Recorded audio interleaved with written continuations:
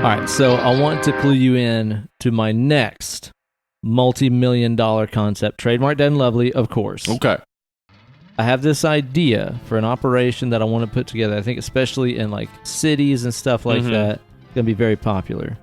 So you're aware now that we have all of these like pole dancing fitness places now, right? Sure, There's even one in Knoxville. Uh-huh. But I feel like they are not exactly maybe welcoming to the Christian community. So I want to make a Christian inclusive pole dancing workout place. Okay. That specifically caters to that demographic. I mean, so by Christian inclusive, do you mean the poles are like crucifixes? Or? No, it's just aimed at bringing together people that are like-minded in their faith. Because I could get down with some crucifix poles, I guess. That's pretty cool. But the idea to keep it super on brand and make it feel comfortable and familiar, see you at the pole. What do you think? Yeah. Remember they did that thing in high school where like, they'd pray at the flagpole? This would work in the South. Yeah. Yeah. Yeah, sure. Yes, let's do that. Trademark Dead and Lovely. Okay. Welcome, Dead and Lovely listeners, to the greatest horror movie and business scheming podcast. That's true. We're always business scheming. In the entire galaxy and beyond. Why, it's Dead and Lovely here with your best friends. Why, it's I, Uncle Ben. And me, Hollywood Steve. And we're here this week to be talking about a very special Patreon pick, Session 9. Yay, yay. Session Nueve, as my fellow Colombianos might say. Yeah, that's how they'd say it, too. That's how we'd say Session Nueve. Hombre. Hombre. I'm from Colombia. They say. Uh-huh. But before we get into that shit, I got to bullshit with you for a while here, Let's Steve. hear it. How you been doing this week, man? I've been doing good. What's been going on? Some fun stuff, I'll tell you, for sure. We've been planning Thanksgiving. We're not... I'm going to see my family on Thanksgiving Day, and Emily always works on holidays because she gets paid more. Oh, okay. So for people that are listening to the show, the first week of December, Yeah. we're recording this on Thanksgiving Eve. Yeah. So tomorrow I'm going to go see my family in Jefferson County. Okay. And, then Sunday we're going to have Thanksgiving with her parents. Okay, that's cool. Yeah. So I'm making a lot of stuff, but I'm not going to be able to eat most of it. That's what I was wondering about. Like, we talked last year, I think, about all the stuff that you like to make for Thanksgiving. Yeah, you love to go all out and kind of do everything. My favorite thing is the gravy, and I'm trying to figure out a way to make that keto. A keto grave? A keto gravy. I'm sure it's got to be out there somewhere. It's Somebody's a possibility, done that. I'm sure, yeah. So what exactly is it about a gravy that's not keto? I mean, it's meat drippings, fat. Well, that's you got to make a roux. You got to use a lot of flour in that. Yeah. Huh. Yeah. Okay, And well, I that makes mean, sense. but like that's the thing for me is you have to make the roux. I've had gravies made with other things like cornstarch that are still good, but I feel like the roux is so important and getting it exactly right, the right color to get that gravy to just really pop. I'm a huge fan of the gravy. Yeah, gotta have that stuff. Yeah, I guess that really when you get down to it, if you're kind of doing the keto type diet, Thanksgiving is just a big celebration of like refined flour and carbs. Yeah. All Not the much for good you stuff there. too. Yeah. Like I really love pumpkin pie. Yeah. Oh man, huge fan. Not gonna be having that, but I am still gonna have like some roasted broccoli. Yeah, that's what I'm bringing to Thanksgiving. Some green beans. Yeah. Roasted broccoli. And a ton of booze. One of my faves. Bring in roasted broccoli and a ton of booze. Yeah, that's the idea, man. That's the most important things. So I'll still be able to pig out. Are you stoked about a Thanksgiving? Yeah, because I like the cooking. Man, you know I'm not a Thanksgiver. I'm just not a fan. I'm thankful for things, but dried ass old boring turkey and fucking casseroles and stuff like that are not things I'm thankful turkey for. Is not turkey's fault. It's everybody's cooking it wrong. You're all cooking it wrong. Yeah. Stop cooking a full turkey. Spatchcock that motherfucker. Spatchcock it. Also make different dishes with the turkey. Yeah, right. Make a turkey curry if you want. Once you've already cut it up, you start doing whatever you want with it. Yeah, no doubt, man. Yeah, I'm over it. I think just the visual presentation of having that whole bird on the table, which the minute that you start carving into it is ruined anyway. Yeah, it's already like over dry by the time. If it's the full turkey, it's already dry by the time you take it out. Well, most of the time too, whenever I go, and have a Thanksgiving meal at anybody's place, it's like Yeah, they pull that whole turkey out of the oven, and everybody oohs and ahs, Yeah. and then they go ahead and slice up the light meat, the dark meat, and all that stuff Yeah. anyway. So the visual's not even that important. Yeah, what's the point? Yeah, so cut that thing up. It'll cook better anyway. It man. will, yeah. And dry brine it. That's my advice. You know what? We did a little Friendsgiving shenanigan over with Josh and Brooke last week. Oh, yeah. And Josh had never done like a turkey or anything like that before. He did a 3-day dry brine. Yep. And also put like lemons and onions and all kinds of shit inside of the turkey. Mm-hmm. It was actually Really moister than an oyster. Yep, super moist, and it's like flavorful, because the thing is that you're cooking it too long in the oven, and all of that moisture is just dripping out. All that flavor is just leaving the turkey, and then it's just dry and bland. So fucking boring. Well, that's the thing. You do a turkey breast is like they're so 8 thick. inches thick. Yeah. Like, however much seasoning and shit you put on the outside of that bird, it is not getting to that bone side of that breast. Like, it's just a dry, tasteless turkey, you know? Which, of course, is where gravy comes in. Yeah. Because you kind of have to have it. Yeah, you do. And those drippings, they really make the gravy. Yeah. Yeah. Well, I think that we're doing our kind of usual scenario. We're seeing my wife's family for lunch, my family for dinner. Yeah. Just be boozing and stuff like that all day, and then we got a busy weekend after that. We don't do fucking Black Friday, no, or anything like that. But I've stay got away, I say. Fuck no, I've got a band rehearsal and then a show, a Skank Banger show Saturday and stuff. So it's going to be a pretty action packed. That's awesome. Yeah, weekend following Thanksgiving, and I can't fucking believe it's already like the Christmas season. That's blowing my mind. Fast. I think part of it too is just because the weather in Tennessee has been so fucked. Yeah, it's been all over the place. Yeah, like Halloween. Leading up to Halloween felt like summer. Mm-hmm. And then, like, right after Halloween into the like Thanksgiving season, it's been fucking freezing. Yeah, it's felt like Christmas. Yeah, but then it was like 60-something today. Yeah. It's pretty nice. I'm all puzzled up. Yep. I'm all kinds of puzzled up about it. So, yeah, I don't know. I don't feel quite ready for Christmas yet. But one really cool thing that Kate and I are probably going to do this year, because, you know, we didn't really get to do Halloween this year because of the sale of our house and stuff like that. We're kind of thinking about doing, like, a Halloween Christmas and doing, like, a gothic, that's awesome, like evil Christmas tree and stuff. Yes. I think that's fucking cool. You watch some Halloween horror movies. There you go. Yeah, watch. I'd recommend. There's some Christmas specials that are actually like horror oriented. Okay. There's a Venture Brothers one that is really good. I think. Excellente. Yeah, I like to watch it all the time around this time in between Halloween and Christmas, because it's a Halloween special, but then Santa Claus is in it, and there's like a Christmas message at the end, and it's really funny. Well, that sounds like it doesn't make a ton of sense, but I love it. Yeah, it's great. Fantastic, man. Yeah, it should be a good time. I just wish the food was different. Like, I just don't get that stoked about the usual Thanksgiving fare. I've been saying it for years. The tradition should change. Everybody should bring a food which makes them thankful. You know? Maybe a curry makes you thankful. I brought a vegetable korma at Thanksgiving last year. Yeah, that made me quite thankful. And you know what was really great? Taking some of that dry-ass, boring turkey, mix it up in a little bit of korma. You have yourself a good time. Yeah, I bet you would. Yeah, I think the tradition needs to evolve a little bit, you know? Yeah, I do think turkey works well with some spice, too. So you're damn right. Toss that in. Yeah, that's a good idea, curry. I think I'd like to toss a beer into a glass. Me too. And then toss that into my face. Right. And then from there, you know, it would go on to wherever it goes. Wherever it goes, I guess. Wherever the beer goes. Part of it ends up in the liver. Yeah. So that's... A lot of it ends up in the commode. The fun part, I think. Yeah. So we got ourselves a round 2 of some traveling beers. Uh-huh. From our friends Jason and Miles. And this is from Modern Times, which is, I believe, a San Diego brewery. Oh no, Portland. Portland? Okay. Yeah. So they're I've had Oregonians some Modern over there. Times before. You were saying you don't think you've ever had a I Modern don't think Times that brew. I have had any of their stuff. Yeah. I've always enjoyed them, and this is a Star Projector Tiki edition, and hearing all that makes me think this is going to be fruity.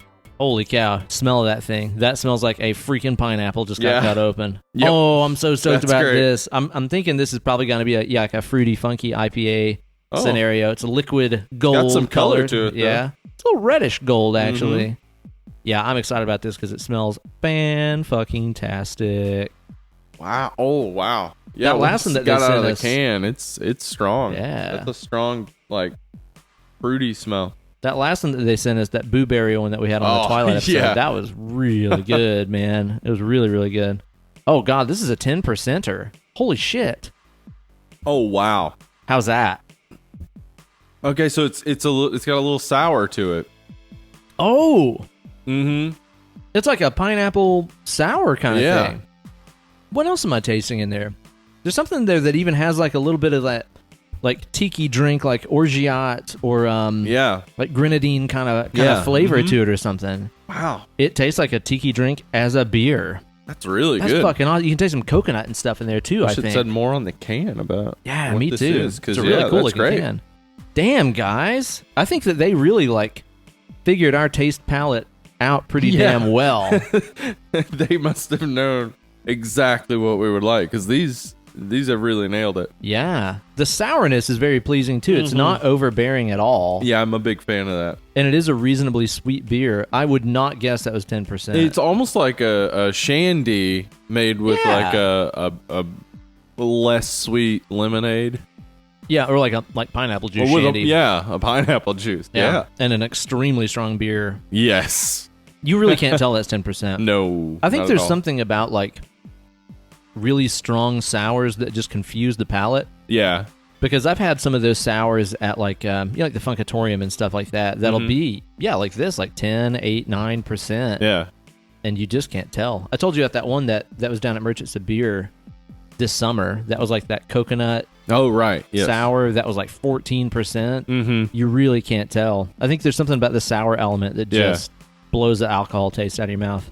Yeah. I think that's why a lot of people combine lime with cheap Yeah, that's a good bad point. beer because Or fucking vodka or whatever. 'cause it really cuts it down on just the booziness. it just cuts the booze. Huh. That's a good point. That's a good point there.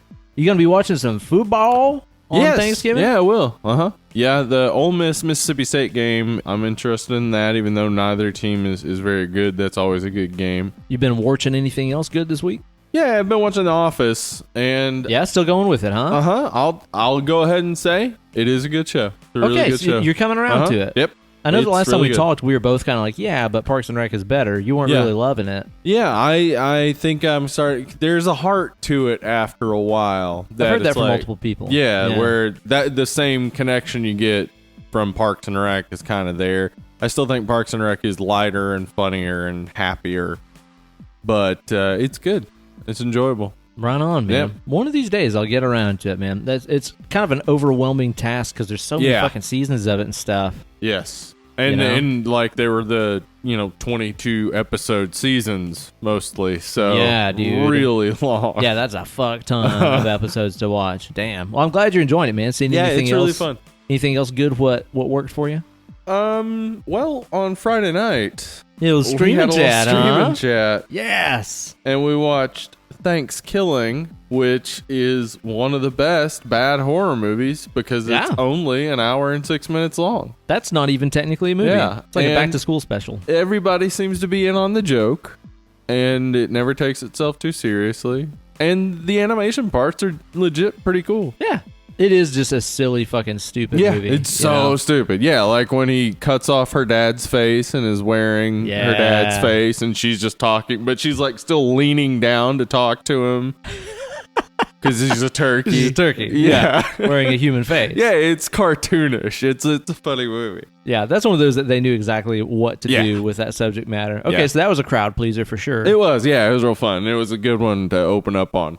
And then we did, and we normally do horror, but we just for fun we did the Roger Corman Fantastic Four from 1994. Woof. We kind of talked about that, I think maybe momentarily on the Blade episode. Yeah, where like it was just made to keep the rights to the Fantastic Four, so they had to do something with the property in order to maintain the rights. I've never seen it. I don't know anything about it. Okay, so it was made. It was never supposed to be seen, really, and none of the actors are anybody you would know. Okay.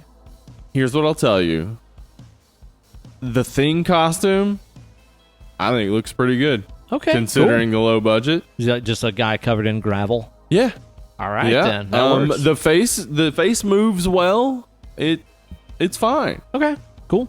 They have Mole Man and like, you know, the mole people. That's the villain they went for. No. They also have Doom.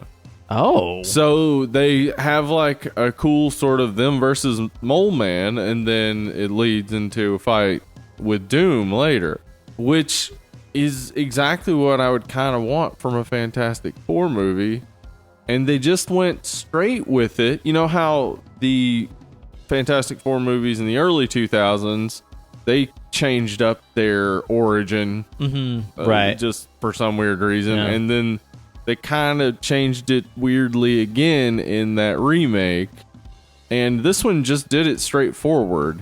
Okay. So it was like, oh, okay, and like watching it was like, it really wasn't. It's not poorly acted. It's cheap. It looks cheap. It's a Roger Corman movie. Yeah. And it was supposed to be cheap. That's why they got Roger Corman. Yeah. Because they knew he could come in and make something cheap and get it done, and it would be fine. So it's okay-ish.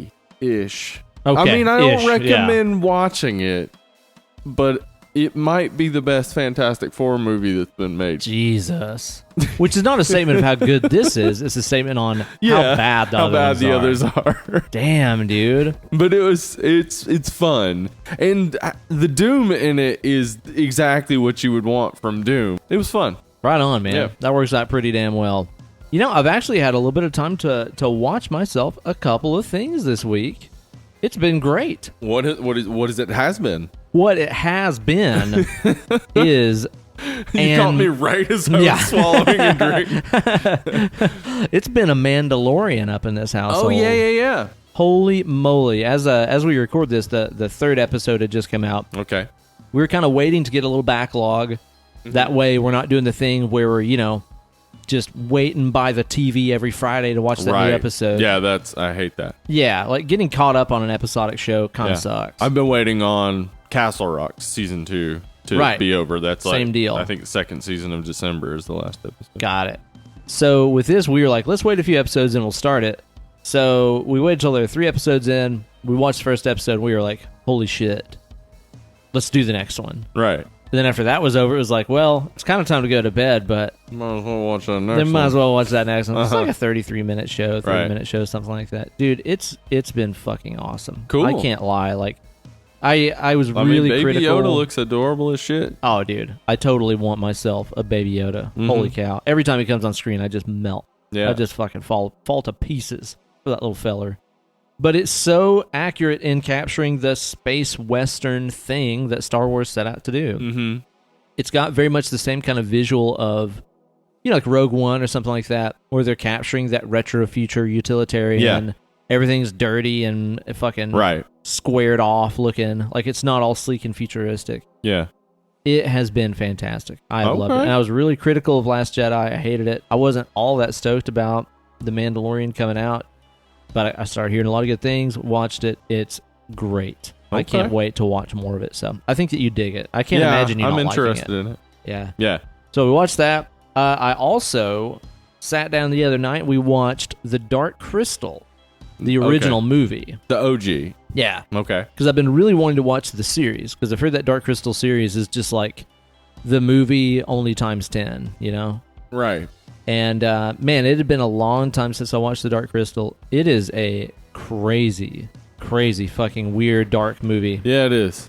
It's one of those, dude, a lot of those like 80s fantasy movies that were marketed to kids. It's just beyond kids. Sure. Dude. I mean, they had a lot of faith in what kids could watch and process and I remember take in. seeing it as a kid and having like a connection to it from that, but then seeing it as an adult and being like, what the fuck is this movie? Yeah. It's I mean, pretty wild. I mean, it's a deep mythology, so whenever I heard there was going to be a TV show, it's like, yeah, okay, that makes sense. Totally, man. Yeah, and I've heard great things. Yeah. So I'll check it out. Dude, just the sets and the puppets and the animatronics and the costumes and everything are just unreal. Yeah. It's unreal, man. Yeah. It's the kind of thing that I feel like if somebody came to a big Hollywood exec with this story that was in The Dark Crystal today, I was like, I got this story about, you know, the wise ones and the Skeksis and the Gelflings and yada, yada, yada. Right.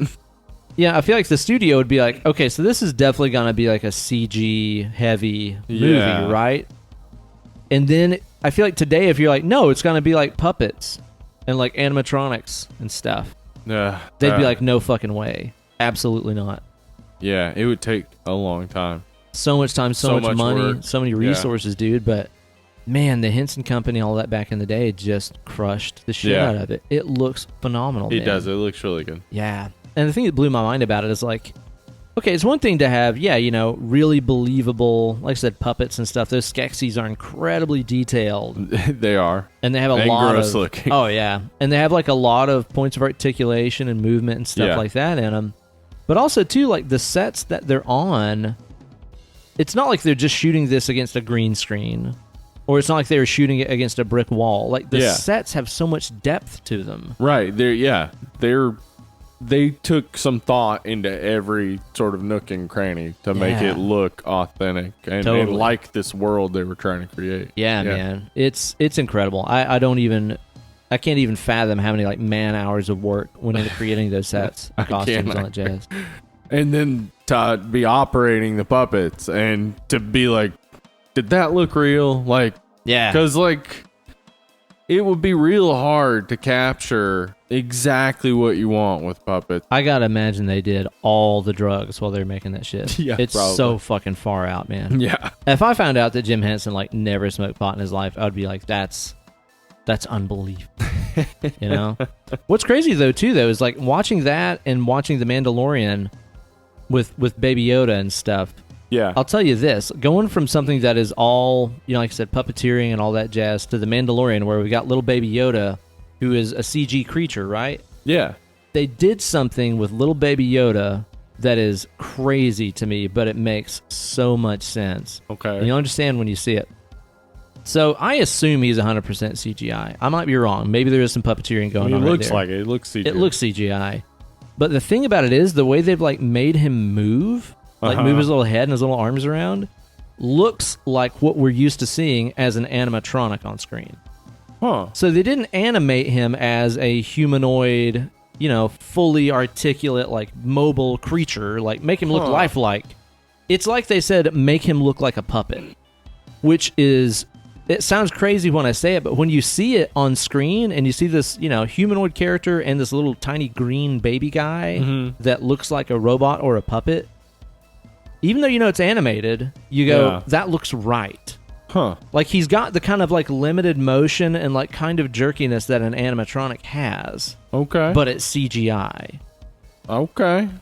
It's crazy. And I think you'll understand it whenever you see it. I'll be looking for it. Yeah. Because now I want to know what that means. Yeah, dude. Right? You'll understand it when you see it, though. Okay. Because you look at it and be like, that moves like a puppet, but I know it's CGI. Which is cool. It's one of those things that lets you know that, just like every other art form or media in the world, where it's like once it becomes obsolete, the things that made it kind of crappy become the thing that you like about it. I mean, such as like how there's all this like vaporwave synth music and stuff like that now. These are like outdated ass synthesizers and stuff that are just trying to sound like other instruments. They're obsolete now. Yeah. But now their character makes them endearing to us. 8-bit art, pixel art, any of that stuff. It's all about associations and it's all about nostalgia association. and, yeah, exactly. So when I see CGI Baby Yoda looking like a puppet, it totally works for me. Is it possible that it is a hand that just has the ping pong balls on it so that they can then overlay the animation? So I don't know. It is like a puppet, it could but be. not a detailed puppet at all. Right. I mean, it very well could be. It could be one of those Land Before Time bath toys. Remember those from was it Pizza Hut? Yeah. Yeah, dude. Yeah. They had a very pleasant plastic smell to them. They did. Yeah. They absolutely did. Until you played with them in the bath too much and they got moldy. Yeah, and they were gross. Yeah. That was I had a little foot. Yeah. I had Sarah, the Triceratops. Man alive, did any fucking movie break your heart as much as that shit when you were a kid? Because that movie wrecked me. I think that came out... Yeah, I think that was probably before I saw Old Yeller. Okay. So, yeah, Land Before Time, probably the most devastating. Yeah, it's a crusher. And then, Old Yeller, I was like, fuck that dog, because remember what happened on Land Before Time? Yo, It was the saddest thing ever. I've never seen Old Yeller.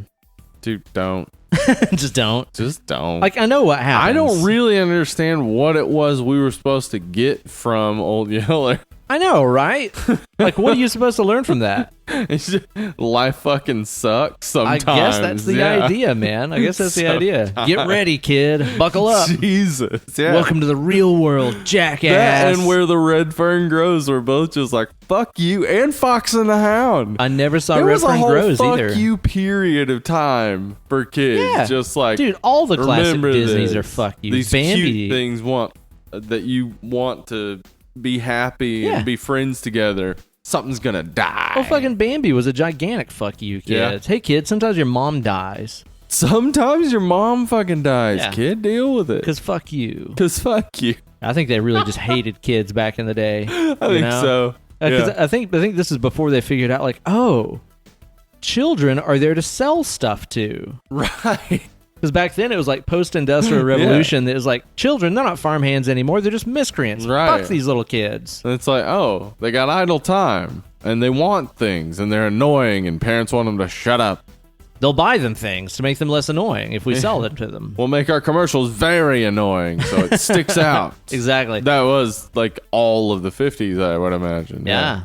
I think that's pretty much how it worked. So before they figured out the use for kids, which is selling them stuff, Uh-huh. they were just like, yeah, fuck kids. Fuck kids. That's the idea, I think. Like that dog, it's gonna die. Well, you know, one that I watched with a dog that didn't die. Oh, good. Yeah, really.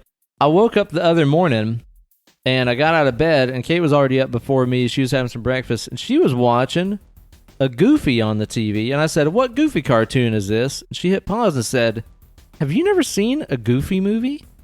You haven't seen a Goofy movie? I had never seen Goofy movie. Okay. Wait, did you not watch the Goof Troop? I wasn't a child ever. Oh, I was born an adult. Wow. Goof Troop. We'll I always stick feel like- together. I feel like some kids that I knew when I was a young adult maybe watched that. They had a cat named Waffles. Waffles. Yeah. Did you know when I was a kid I denied ever being a baby? Did I tell you that? No. Yeah, this is the best. Yeah, Go like, ahead. even when I was like a I wanna fucking like hear 5 and this. 6 year old, like a little kid. Before that, even when I was like 3 and 4 years old, and like mom would get out the photo albums and stuff like that, and it'd be like a Yeah. picture of like her holding me as a baby, and be like, "That's you." I'd be like, "That's not me. Yeah. That wasn't me." Right. I was Wasn't me. I would tell my mom I was never a baby. Uh-huh. That wasn't me. I'd remember it if I was a baby. I've always been me, a kid.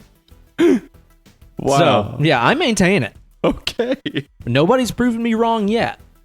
Wow. Because all So babies that look the same. explains a lot, though, about how you thought that maybe your parents, like, I thought it was adopted yeah, and stuff. like yeah. they weren't your parents. Like, Yeah. you were an alien. Yeah, I'm pretty sure.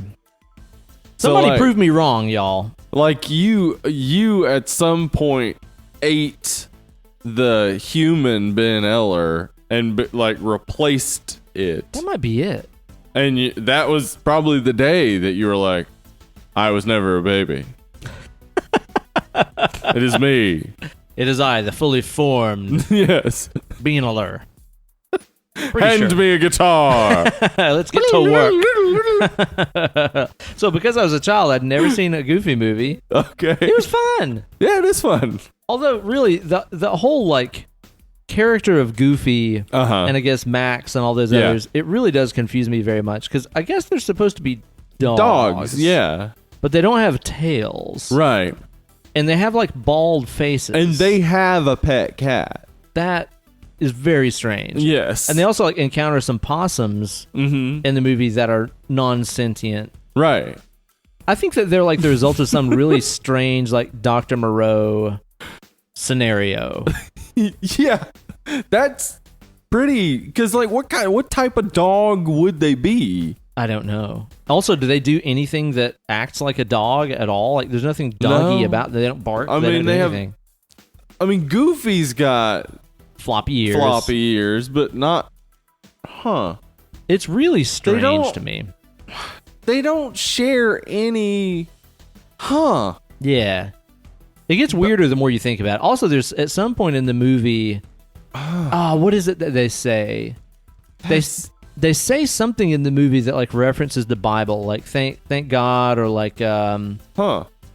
fuck, what is it that they do? Maybe it's like a reference to some Christmas song or something like that. I can't remember what it is, but there is some specific like Jesus reference in the movie, which makes me wonder. It's like, did they have like dog Jesus, or was it regular human Jesus, and then Dr. Moreau created them? And I don't know. It's all very weird to me. Was it Dr. Moreau Jesus? Dr. Moreau Jesus. Maybe it could be that. Maybe he like cloned himself.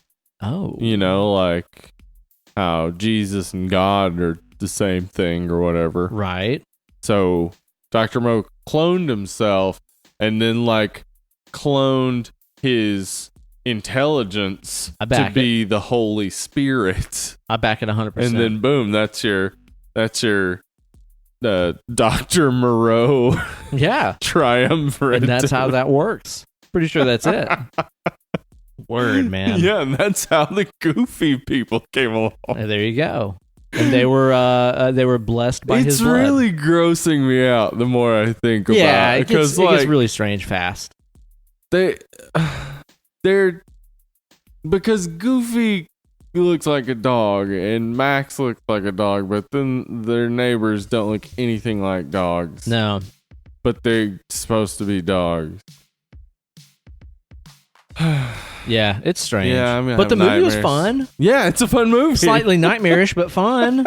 It is. It's a fun movie. And the other thing that I got to watch this week was, of course, Session 9. Yeah. Which is the first time that I had watched this flick. A fellow from Colombia says that is pronounced Session Nueve. Session Nueve, it is called. Uh-huh. That's right. And it was interesting, and I look forward to getting into it. But, before we get into the movie review, we always stop in at the old Preview Palace. Welcome to the Preview Palace. But the surprise is that we don't have a Preview Palace this week. So say goodbye to the Preview Palace. No, stay in the Preview Palace. Redirecting to the Preview Palace. So what we did while we were at the bar, setting up before the show, is we went on our Facebook group page and our Discord server, which you guys can join. Yeah. Interact with us and other dead lovers. The link to Discord. I mean, you can email us, deadandlovelypod@gmail.com if you want it. I've posted it a trillion times on all sorts of social media. 1 trillion. Yeah. That is a lot of times. So it's pretty easy to find. Yeah. Mm-hmm. And we just basically asked you guys to submit some FAQ style questions that we can answer for y'all here as kind of the intro portion of the show. This is one of those things I'd like to do more often because it's just fun and random and you guys get to hear what you want on the show. And sometimes it's kind of hard to come up with a themed Preview Palace for all these movies without overlapping stuff we've done in the past. So I'd like to do some more of these and get creative with this shit. So we're going to kick it off here with a couple of questions from y'all. Yeah. Give you some answers for what's been haunting your minds that you want to know about me and Steve. Okay. This one I feel like is maybe more directed at you. Okay. Have you gotten recognized on the street? Oh, today? I know you have. All the time. Yeah. Yeah, constantly. Do you have a favorite story of somebody recognizing you on the street? Ooh. Honestly, like one of my favorite things that's happened is like, people recognize you from my YouTube channel and stuff. Yeah. If you've never listened to the show, I have a big YouTube following and everything like that for my guitar shit that I do. Yeah. So I'm kind of used to people, kind of be like, oh, I suck at guitar or whatever. Right. And that's great. I love meeting people that watch the channel and stuff, and I appreciate it more than everybody even knows. But I think a year or two, I was at NAMM, which is essentially like the G3. Yeah. E3. E3, right. Conference for video games. That's what NAMM is for Guitars. musicians and guitars. And right. just musicians of all kinds. Oh, yeah. It's a huge thing in the Anaheim Convention Center. They're in like, California. here's you scream into this exactly thing. And you, the daddy notes. Play boom, this boom, boom, boom. with this pick. Yep. They do. Yep.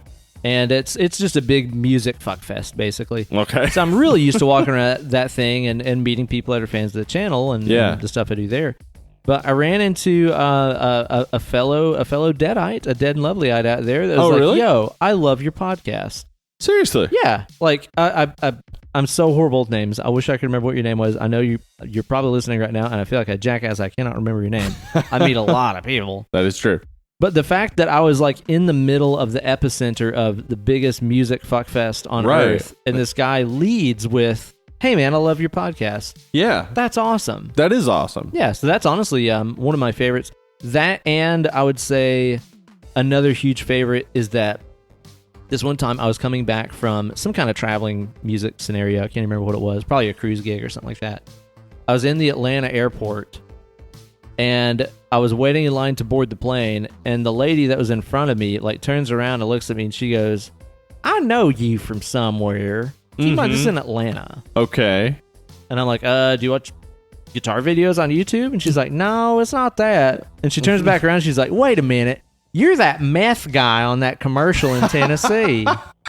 Yep. And I was like, as a matter of fact, that is you. Yeah. I am. I was on a state-sponsored meth prevention awareness commercial in Tennessee like 4 or 5 years ago. Not because of your meth use. Yeah. But because of your ability to mimic the look of a meth head. Exactly. There you go.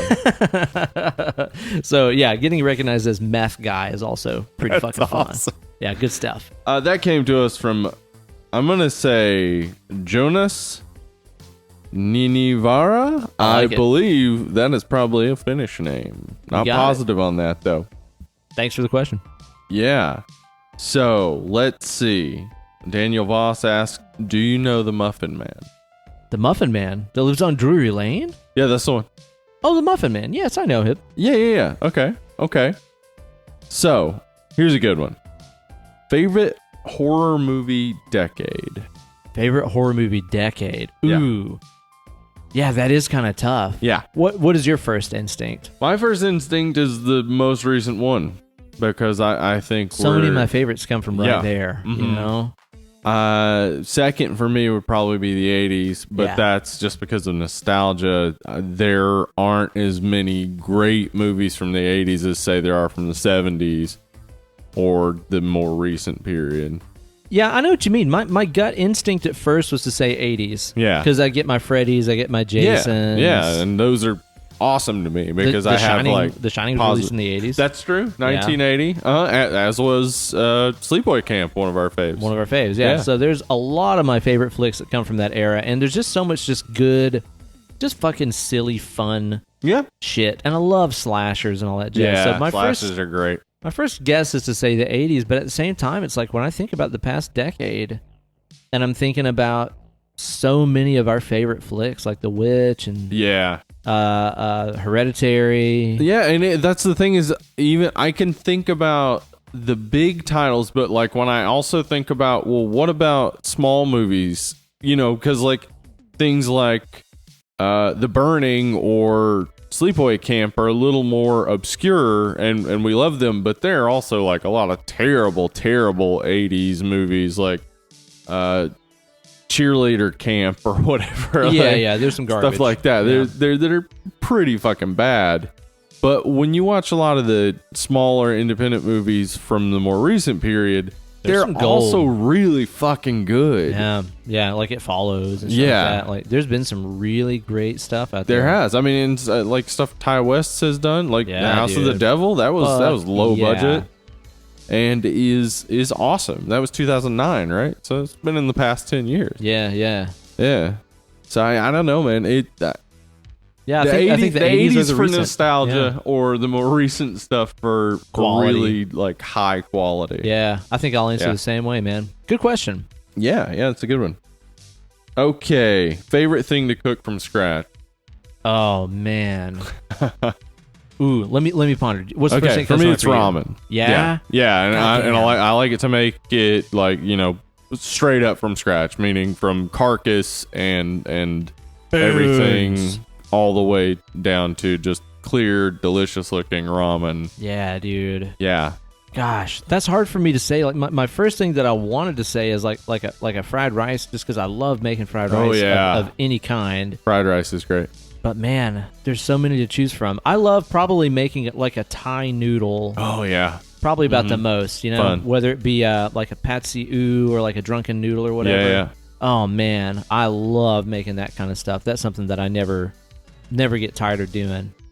So, Letitia McDade. What's up? Asks, movie related, best Entourage horror movies. Entourage horror movies. Entourage horror movie. I don't know the definition of that. Best What would that entourage. I mean, is that like the best like group of people, like the Dream Warriors in a movie? Yeah, that's what I'm thinking. I mean, that's quite a gang in that. Yeah, I mean, they're the kids in the faculty.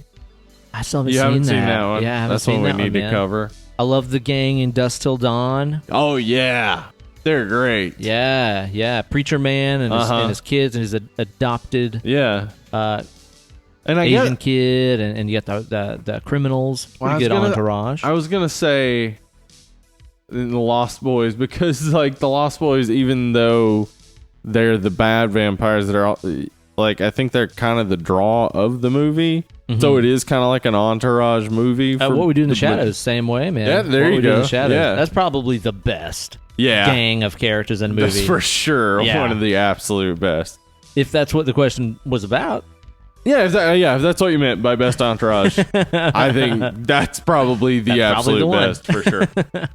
So Ryan Black asks, favorite haunting movies. Okay, and movies with a haunted house kind of thing. Yeah, for me, like one of the first that comes to mind is I really do like the Paranormal Activity series. Yeah, I think I discounted it at first as just like found footage and not really that good or like gripping, but I think it is. I think like it, because it's not only just found footage, but it's like it's really like home video. They really go for home video, especially in like the first few, where it's just like we're taping this because weird stuff is happening in our house. Yeah. Whereas like, Blair Witch is cool, but it's like, they're setting out to make a movie, so it looks a little nicer, even though most of the time it's shaky and not fun to watch. Yeah. But like, I guess that is like, to Paranormal Activity's credit, is that it's usually not shaky because it's like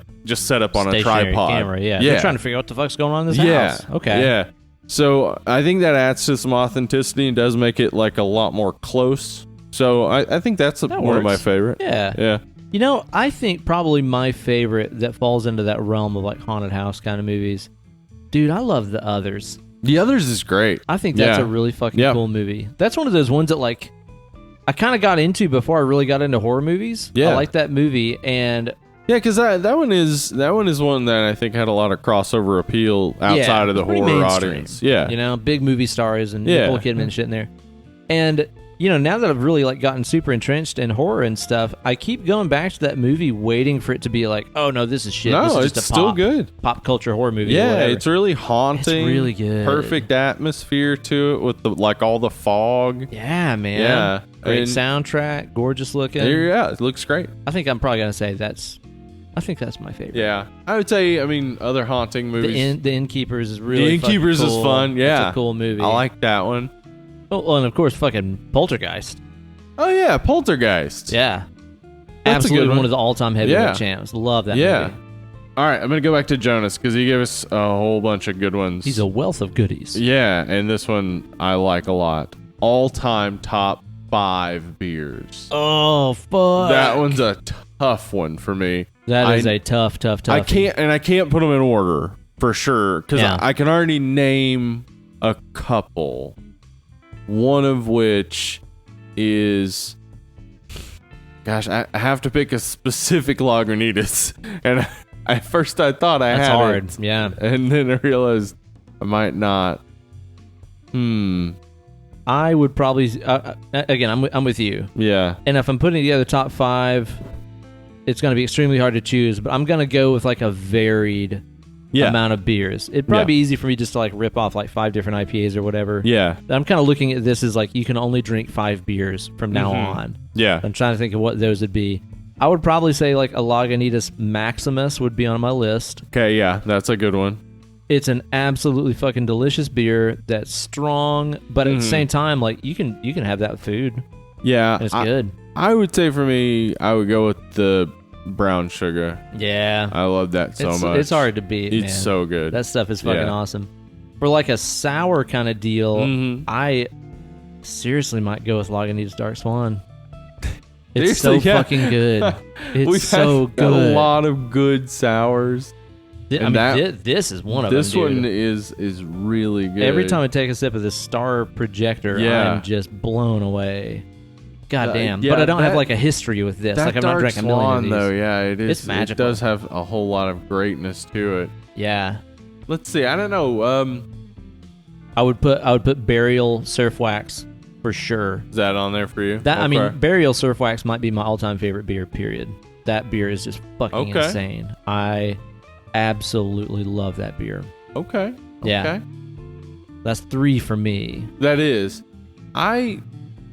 The pretentious Grandma's Pasties that I don't know if they'll ever replicate. I hope they do, because seems like they never repeat anything over there. But it was so like, it had the chocolate and raspberry elements to it, but like it was buttery as well, and it kind of, the flavor just stuck around. It had a real like pastry taste about it. Yeah.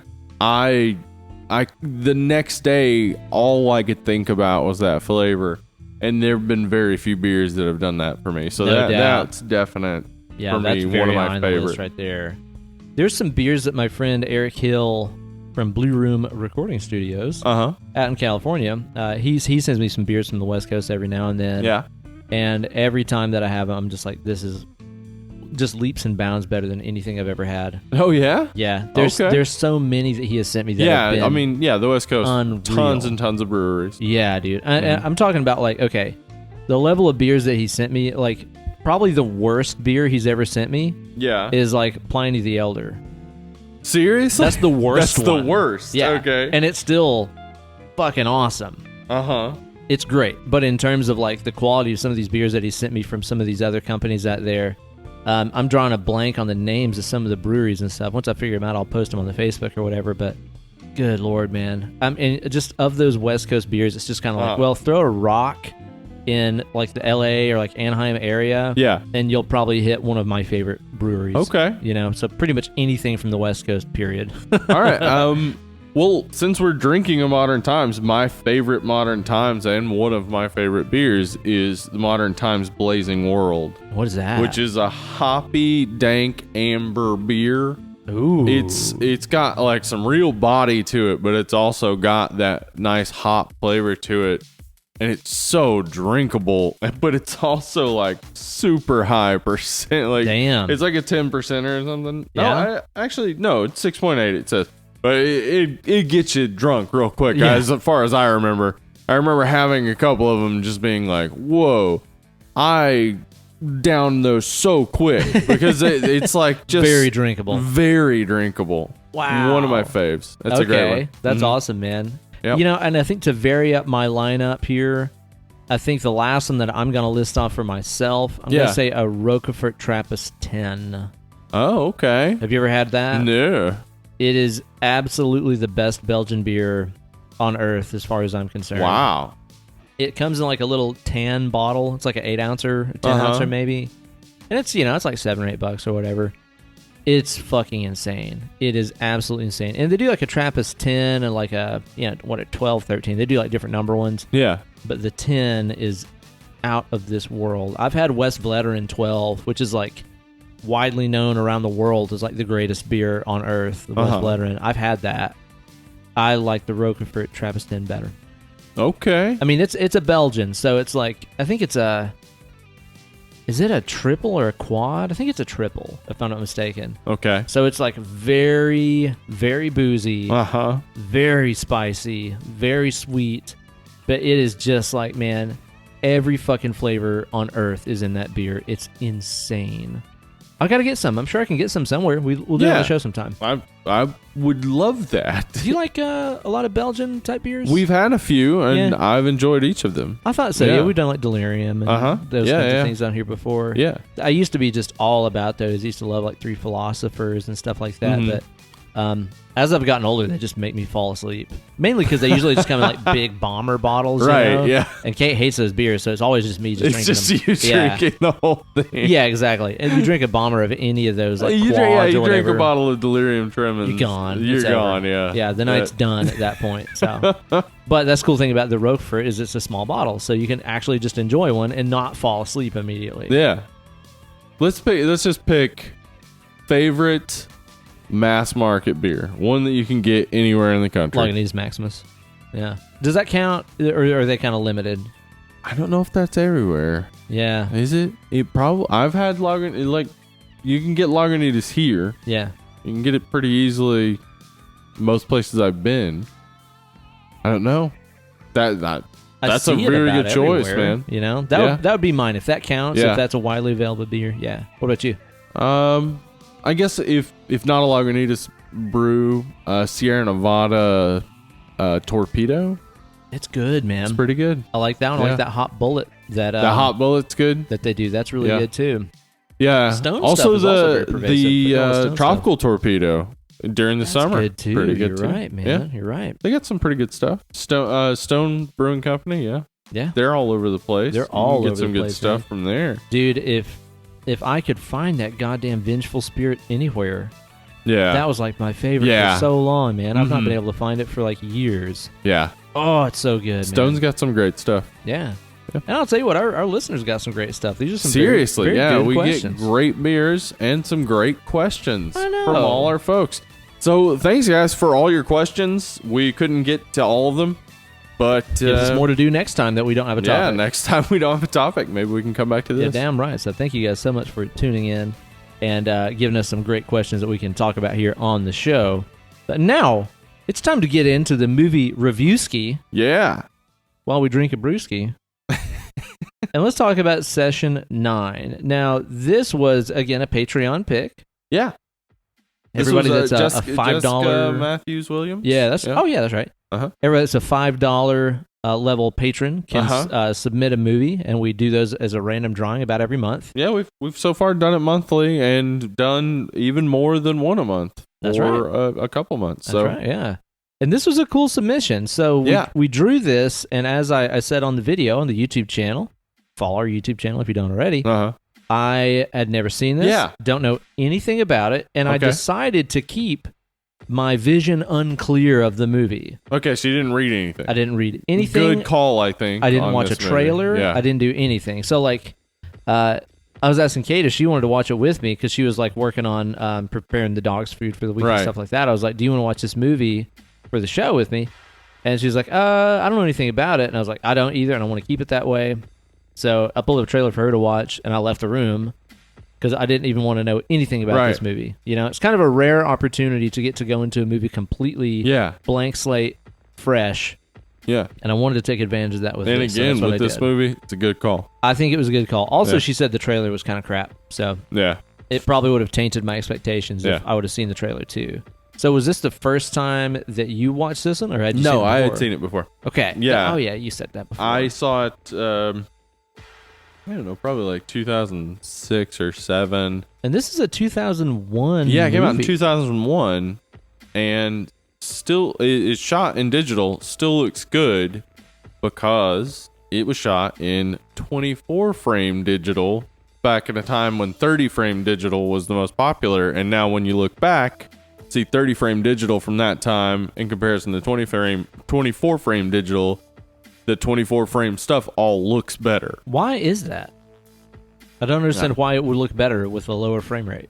Well, I maybe it had to do with the memory capacity of the digital cameras, maybe. I don't know. I'm sure somebody out there listening knows. Yeah, because I mean, 24 frames per second would take up less memory than 30 frames per second, so it could be sharper, perhaps. Maybe it's that. Yeah, Maybe but it's yeah, I don't know. I don't know how all that works, but you can tend to tell now that they have much higher frame rates, even that movies that use those ultra high frame rates often look weird, man. Weird, like too real to the point of looking super fake. Yeah. There's something about anytime you see something that's like 60 frames per second or whatever, it looks like damn what do they call it? Like the Mexican soap operas, like Telemundo or whatever. Uh-huh. It looks like that. Where it's shit. just blasted with light and like super high frame rate recording. Everything's like weirdly fluid. Uh-huh. It's just strange looking. Yeah. And I do Uncanny not think Valley it looks sort of stuff. Yeah, it's where that it's kind of just thing, like, right?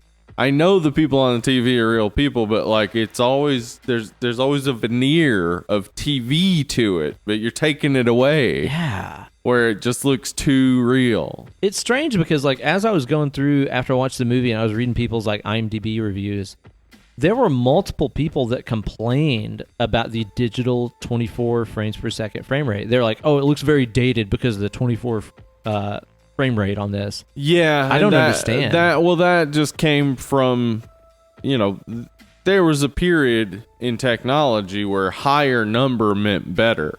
Yeah. And people didn't realize that the edges of frame rate technology were going to start to cause actual issues because of memory and things like that just couldn't take in all the information with the higher frame rate at the same quality that you could with the lower frame rate. Well, that's the crazy thing is like when you watch this movie knowing that it came out in 2001. Yeah. And then you compare that to other movies that we've even covered on the show before. That were shot in digital. Yeah, Early like Dog digital. Soldiers. Yeah. That were shot mid-2000s on digital, and that digital doesn't look as good. This movie looks infinitely better than that. Same. I mean, honestly, 28 Days Later suffers from a lot of shot on digital and video. it looks pretty bad in some shots. Yeah. Even a lot of times no matter how high quality you watch it in, because I watched it in Blu-ray quality, and you could still see just so many like bad areas from the digital. That's exactly it. Like weird, like blotchy areas in the backgrounds and stuff. Like I have a DVD of 28, and we watched it for the show, and it's like at times it felt like I was watching a streaming version that was like at 240p. Right. Yeah. Or like where somebody else is using the internet and it started slowing down the stream or whatever. Right. There's times that it felt like that. This movie looks. Yeah, it looks great. Crisp. It looks really great. And I don't know, too, if part of that is the frame rate. And then also, if you think about it, most of this movie is shot very brightly lit. Yeah. Digital suffers with true because black. they're most of the time inside with no natural light, and so there's a lot of bright light in there. Yeah, exactly. So digital kind of suffers with low light conditions and stuff. That's where you get those blotchy looking blacks. I don't know though, because there are some real dark scenes, and they don't get that. I didn't see any of that digital compression sort of stuff. And I was streaming this. It's streaming on Shudder right now. Yeah, so that's what I did too. Yeah. Mm-hmm. It looks fantastic, and it looks so much better than, like I said, even movies that came out years after it. Yeah. So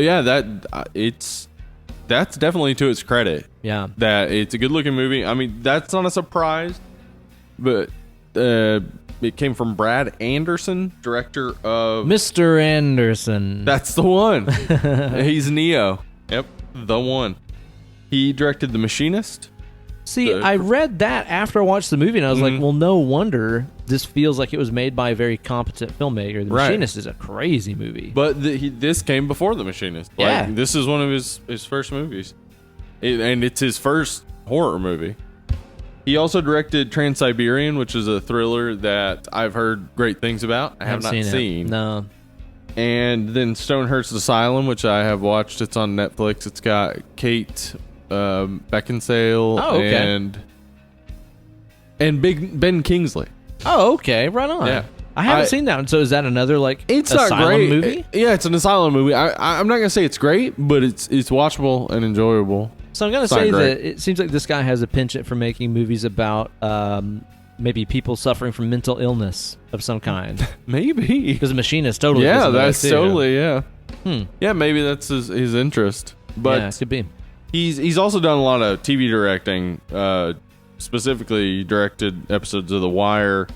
He did Masters of Horror. Oh, okay. He also did episodes of Fringe and Boardwalk Empire. So I like all three of those shows I just named and the Masters of Horror series. He does a good work. He does a good work. Man. And this movie, in addition to looking, I think, very ahead of its time. Yeah.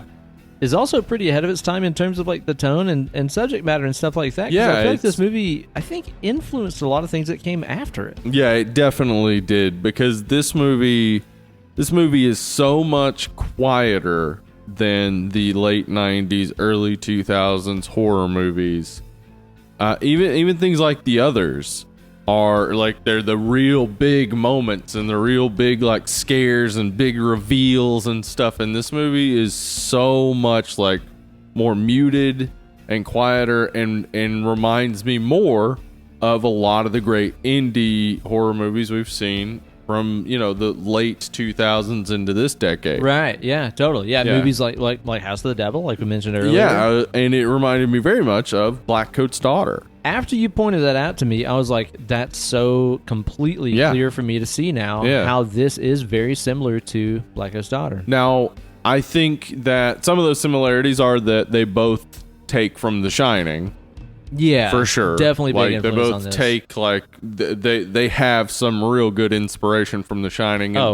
Also, I feel like an idiot now. Best haunted house movie, didn't even mention The Shining. Oh, what a fucking idiot. Yeah.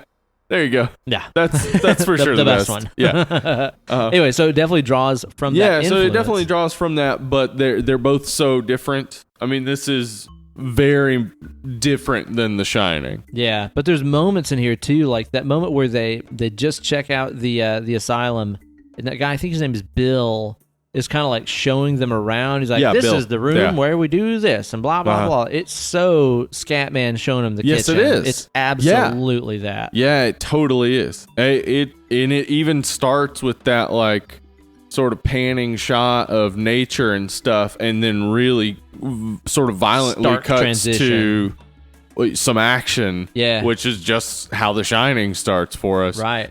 So it's got some musical similarities as well. I would say throughout some of that modern classical kind of soundtrack and stuff. The soundtrack in this I thought was really fucking cool. Yeah, it's great. Pretty understated, but when it's there, it completely makes sense. And I believe we said this about some other great successful soundtracks where it's like, it doesn't tell you how to feel about the scene. No, it's just part of it. It complements how you're already feeling about the scene. Yeah, because it feels like it fits with the setting. Yeah, absolutely. So perfectly. Yep, and just the weird, ambiguous weirdness that's going on throughout this movie. Yeah. I think the soundtrack suits it very, very well. I didn't even look up who did the soundtrack, but they're fucking badass. I didn't write them down, so I'm sorry. Whoever did that, you rocked it, dude. We could have made them famous. We could have, could have made them famous. They finally could have made it. They missed their big break. Us talking about them. Us talking about them. Yeah. So this movie, it has a great like ambiance to it. Very much. Yeah. Very, very much so. And where I feel like the atmosphere it's taking place in is just as much of a character and an influencer as the actual human beings in the movie. And I think they really smartly shot in Danvers State Mental Institution. So this is real. Yeah. They shot in the institution. So the exterior shots, the Batwing thing. Yeah, that is Danvers State Mental Institution, or was. A lot of it has been destroyed. Really? Since 2001? Yeah. Interesting. So with this movie, like, actually helped capture some history as well. It's not only like, you know, just an interesting horror movie, but it captured this history that pretty much would have been gone. We would have never caught it in digital video. I would have never gotten to see the inside of that place. That's really interesting because, I mean, obviously the external shots in this weren't CG. No, yeah. And also there's like no CG in this movie. I don't think so, yeah. I don't think there's any at all. Which again helps it all the practical effects. Yeah. Nothing that I can think of would have been CG. No. Huh. And it really helps it have a more timeless feel. Like if you told me this movie came out 2 years ago, I would believe it. Yeah. Yeah, I mean, I would see their cell phones and the guy with the Discman and be like, okay, it's set in the early 2000s. Yeah, it's set a little bit earlier, but it fits right now in the landscape of horror. Totally. Yeah. But I didn't know if it was, real exterior shots and sets for the interior. No, so all of this was just shot on location, which probably saved them a lot of money. Yeah, David Caruso said they spent nothing on set dressing. Everything that is on like in the shots was in the mental institution. Really? Yeah, it's all stuff that all they the, just like crumbling tile and fucking all that stuff that they just found there. Dude. Yeah, I'm sure the silver coins were set dressing. Well, yeah, obviously, but like all that stuff they basically just found there and then set up these cool sort of scenes. I wonder if like dude that wrote it had that location in mind. Well, that's probable, I would say, because he's from the area. It's Danvers State Mental Institution has some sort of famous connection in that it was most likely the inspiration for Lovecraft's Arkham Institution, which is in several of his short stories, which became the inspiration for Arkham Asylum in Batman. Gotham, yeah. Yeah. So, word, that's cool. I didn't know that. Yeah. Danvers, it has, the same history as any psychiatric institution that started in the late 19th century. They treated the patients great. Yep, they did breakthrough effective treatments that really worked. And there was certainly enough room for every patient. Yep. Dude, some of those stories about institutions and stuff back in the day are just inhumanly awful. Yeah. I read like early on at one point they had room for 200 people, and at a certain point they had like 2,400 patients. What the fuck? And enough room for 200 people. Yeah, it's just crazy.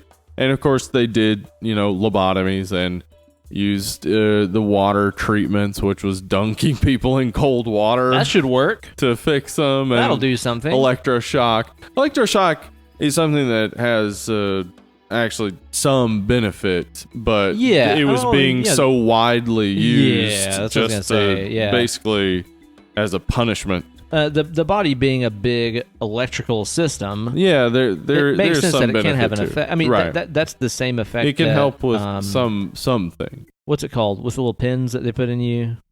Yeah, what is that called? Are you talking about acupuncture? Thank you. It's the same effect that acupuncture has, where it's like you're sticking pieces of metal in an electrical system. It's going to have an effect. Well, acupuncture doesn't have any science behind it. It works on dogs. Does it? Yeah. No, really. There's that's the thing. Acupuncture, I'm very likely to be skeptical about because all the chakras and energy flow and all that kind of shit. Uh-huh. But it works on animals that have no idea what's going on. It's crazy. Like you can watch things about like dogs and stuff like that have like, hip problems and all these issues and stuff with their body. They do acupuncture on them and then they're out running around the next day. Huh. It's fucking weird. Like that's what makes me think like, okay, maybe there is something actually to this, Because otherwise I probably wouldn't believe in it. But a dog don't know what's going on. That's true. They have no belief in it. Yeah, exactly. Or lack of belief. Yeah. Interesting stuff. I don't know. I mean, of course I've never done it, so I can't really say firsthand. But they did electroshock for all kinds of weird shit. And and of course, I guess some people still think that can get the gay out of you. You can shock the gay out of somebody. Yeah, apparently they do still think that, some folks. I think even though the father of the treatments that were supposed to cure the gay has come out and said that, one, he's gay. I was going to say come out as in he's gay. Two, that he couldn't cure anyone of being gay. Wow. So, anyway. So it has the same sort of tradition as any other asylum in the United States, and also that tradition of the 1980s where basically Reagan was like, fuck y'all, figure it out. And they kicked them all out. Decommission the entire thing and just let them loose. And the stuff security guard says about like old patients coming back to live there, that's something that I've actually heard in the documentary Cropsey, which is about the Cropsey legend, but it's also about like that legend is specifically associated with a mental institution on Long Island. Okay. And like the director basically does this real in-depth sort of study of it and finds that like after all the mental institution's patients were released, a lot of them did like sneak back in and live in the mental institution because all they knew. Well, yeah, and they had nowhere else to go. Well, they weren't exactly rehabilitating them to re-enter society. No, they were just like keeping them so that they weren't a problem for other people. Man. So yeah, God, and then one day it's just like, fuck you, you're out. Yeah. So yeah, Wow. I mean the stuff in this movie is pretty accurate for what really happened. And aside from the story that Mike tells about Pamela Willard, I believe he says, that I couldn't verify. I couldn't find anything to verify that. But what he was talking about was basically stories that were told during the Satanic Panic, which is what he was talking about. All the satanic ritual abuse, yeah, and all yeah, that kind like of stuff. yeah, the stuff, like all of that. Those stories you can read several of from that period. Kids saying all that sort of stuff. Yeah, it was people in black robes and all that jazz. Yeah, so never happened. Aside from that, everything that they say about the institution is pretty true and right on with what actually happened. That's the thing, is like you watch the movie and they're talking about all this shit and you're like, I would like to think this is falsified. Yeah, and it's not. Yeah, it's really not. It's not falsified. I mean, but this is not so much about the institution being terrible as the institution having a spirit in it or to it. It's like there's something to the institution that seems to not only, get into Gordon, but it seems to get into each of them in its own way. It seems to influence them. Yeah, all in sort of different ways. Yeah. And this is, some other critic has pointed this out, but this is the idea of from Roman religion of the genius loci. Genius loci. Yeah, I have which is no idea what that is. It's the spirit of a place. The spirit that inhabits a place and protects it. And it would be part of like rituals throughout the year where you would sort go of to like a certain place for a certain need or whatever. Right, yeah. Within the place, and this spirit resides and protects the area. You also see it in Eastern religion, and you can that actually is, I would say, like part of the Grudge. The Grudge is about this one house where this terrible thing has happened, and these spirits, they remain there as like, not just as a haunting, but as like a protector of the evil within the house. So this genius loci would be, what's his name? Simon. Yeah, okay. Yeah. One of the altars of Mary, the person we hear on the tapes. Yeah.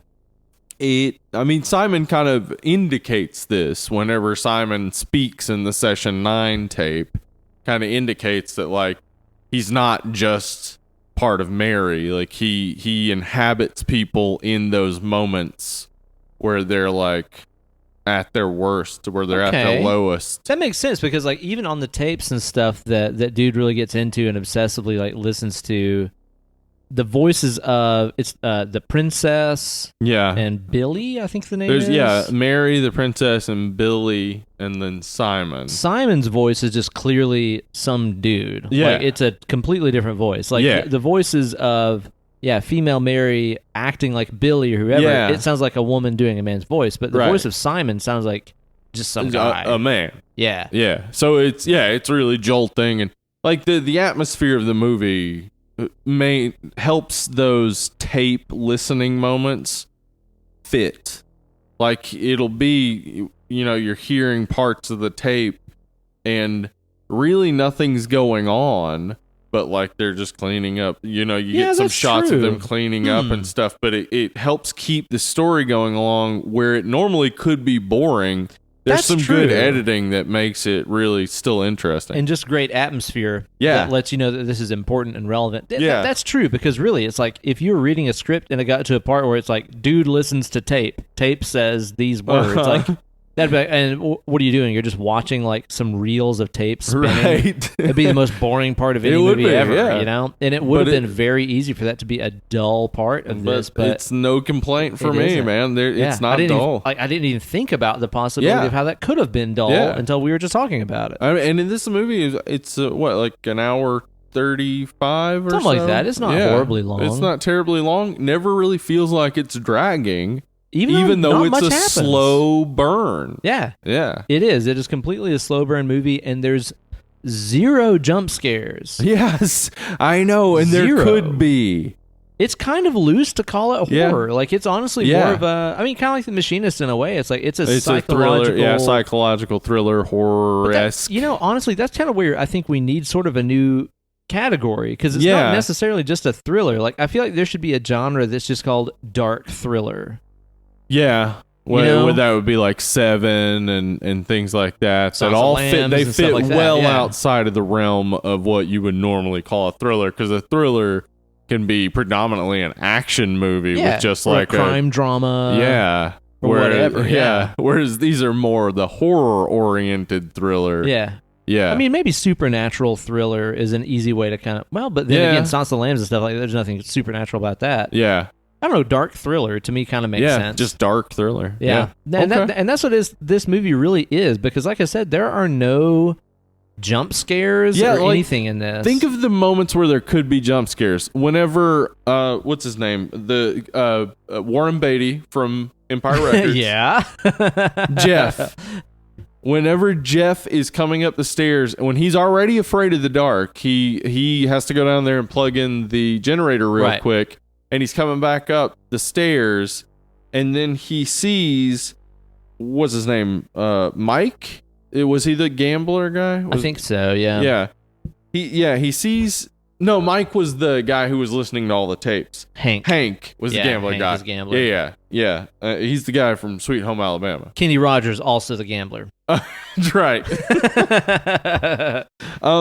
But he sees Hank right over here, and a jump scare horror movie would have given us the cut of him about to turn and then see the guy standing there. But instead, we slowly see him the way a person would, that's what I was gonna say. You're right over there. Yeah, much like and how a person would. He doesn't go it's just like oh, that's weird. Because you're supposed to be in Miami or whatever. And Hank doesn't do some kind of dumb thing where he very twitchily turns around and is suddenly at the base of the stairs. Yeah, there's none of that shit. Yeah. Which I appreciate, because it kept me glued to the movie, because there wasn't a bunch of typical horror bullshit. Yeah, because you're like, oh, that's weird. That thing that just happened.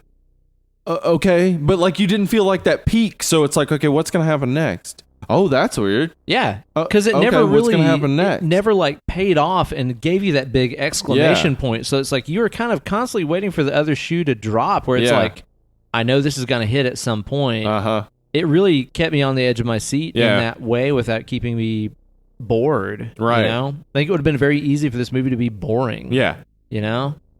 It's interesting, man. I feel like even if you're not a big horror fan, you could watch this movie. Yeah. Oh, yeah, for sure. I mean, there's some moments that would probably disturb you that you might not get in your average thriller. Yeah. But yeah, you don't have to be a horror fan to get into this. And there's not tons of gore in it, you know? There's not, but there's some real some sick implied things, some things that we hear about, and some things we hear even but don't see. Yeah. I think the most grisly part in this is it's way towards the end of the movie, but whenever I think it's Gordy is pulling the lobotomy tool out of Hank's head. Yeah, to kill the new guy, Craig. Yeah, and it's he starts to pull it out of his eye socket, and dude's head kind of comes with it, where you can tell it's really embedded in this guy's skull. That was such a great effect. It would have been one thing if he just would have unsheathed that thing like a knife, and it would have just slipped out of his head. But the fact that he had brought his head with it.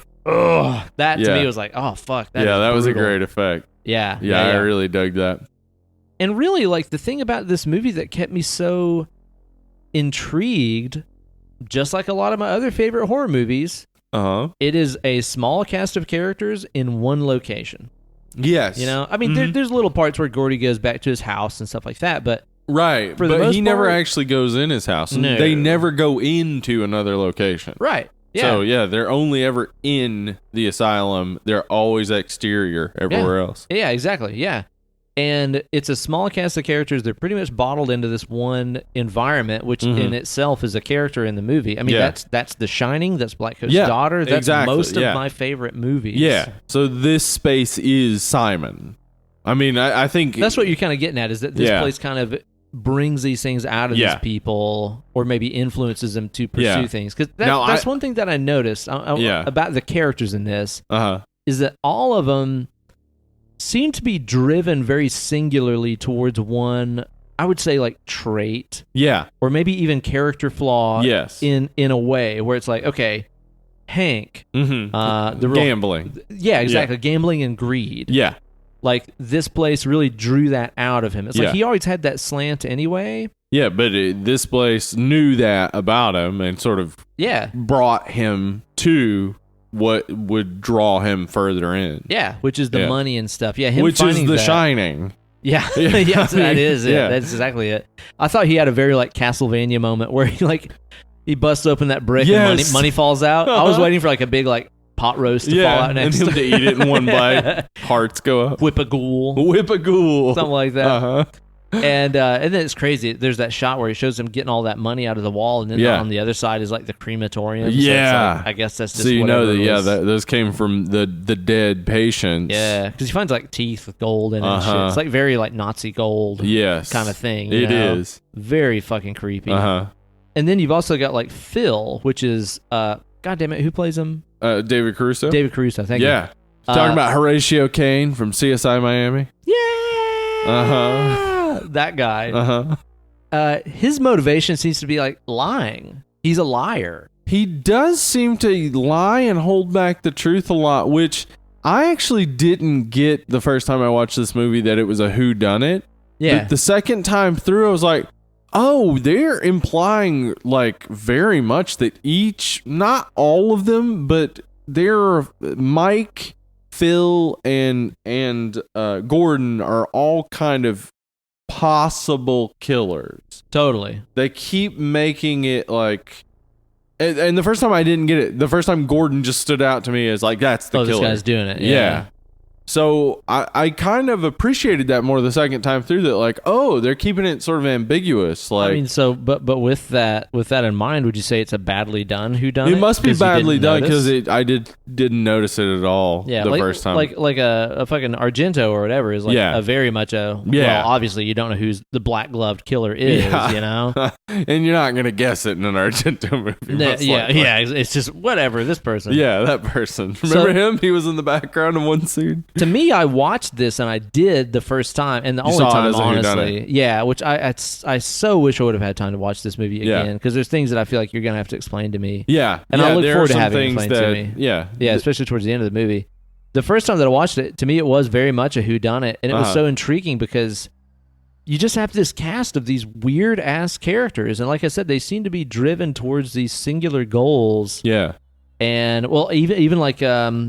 what's that one dude's name? Mike, the guy that gets real obsessed with like learning about the history. Yeah, and his dad was an attorney, and he's thinking about going back to law school. But he also has that real fucking sociopath kind of slant to him, where he like reenacts lobotomy on dude with that chopstick and stuff. Right? Yeah, where it's like he's very cold and calculated about things. So yeah, like that, and that is his like one main trait that the asylum seems to bring out in him, is his cold, calculated nature. Pay attention if you do watch it again. For instance, when he grabs the box with the session tapes in them, it's not the box on top, and it's not the easiest box to pull down. Oh, it's I didn't notice the box he grabs. Yeah. So it's like he's driven toward that box. Whoa. Like directed him like, this is the one, pick this box up. Yeah, that's and cool. the other box even falls down and like, I think it hits him in the head, which just falls to the side. So like he just goes for this very specific box and gets so caught up in it that like he's not doing any other work the entire time he's there. And dude, which again, that once again draws me back to, this is very much like Jack Torrance's character in the Shining book. Exactly, doing no work at all. Yeah, like in the book, it's not really Well, apparently it might have been filmed for the actual Shining movie. But it's a huge part of the book, but it didn't make it into the movie. He's researching the hotel. Yeah, right? he finds this this thing in the boiler room. He finds this room that's just full of like receipts and ledgers and scrapbooks and shit like that. Mm-hmm. And Jack Torrance in the book is just down there researching this shit obsessively all the time. Yeah. And that's how you kind of get some of the history of the hotel and stuff like that, is because Jack is learning it as you're learning it and stuff too. Yeah. And actually, weirdly, in the movie, there actually is a scrapbook that is on the table with him as he's like typing up his novel. Oh, yeah. I remember that. Yeah. I remember seeing that. That's something that came from the boiler room. But so there's like mention of it sort of in the movie, but not. It's not direct, but it is there. Yeah. And so the dude going down there and obsessively listening to these tapes and like ignoring his work and shit like that and just going off on his own, again, really reminded me of The Shining a lot. So I was very much on board with that. Yeah. But you got all these like weird characters that are shady and not really open with each other, not really clear about each other. Yeah. And it just really fascinated me. Okay, so I've worked on a construction crew. Yeah. And I would say that the way that these guys interact is pretty much par for the type of work you'd be doing.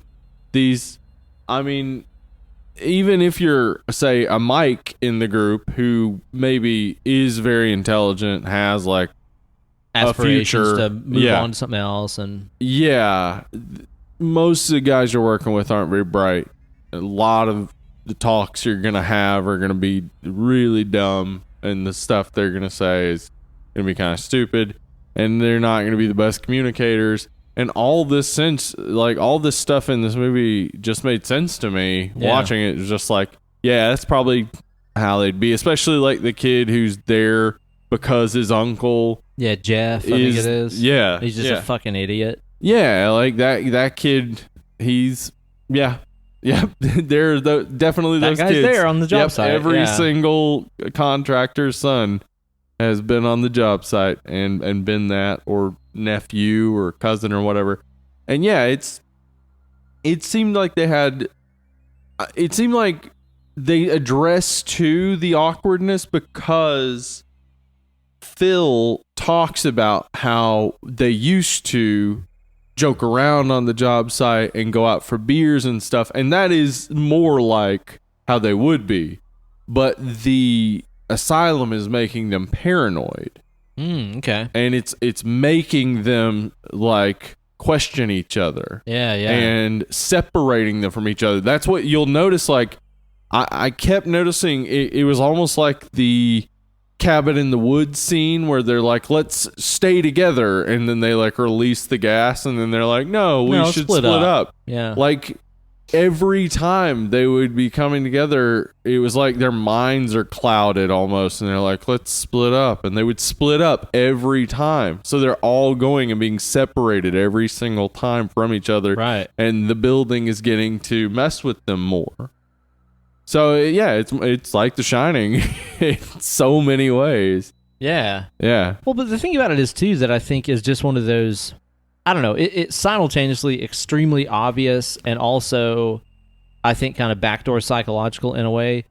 I mean, they could have had these guys going in to remove asbestos from a school or a hospital. Right. It could have been whatever. Any number of things. But the fact is that you have all these guys that are exhibiting these weird antisocial and obsessive tendencies, and they're in an asylum. Yeah. It just kind of makes it a little bit, I don't know, more too on the nose. Well, maybe too on the nose, but at the same time, it's like, I don't know. You just kind of start thinking, it's like, well, they're in the right place.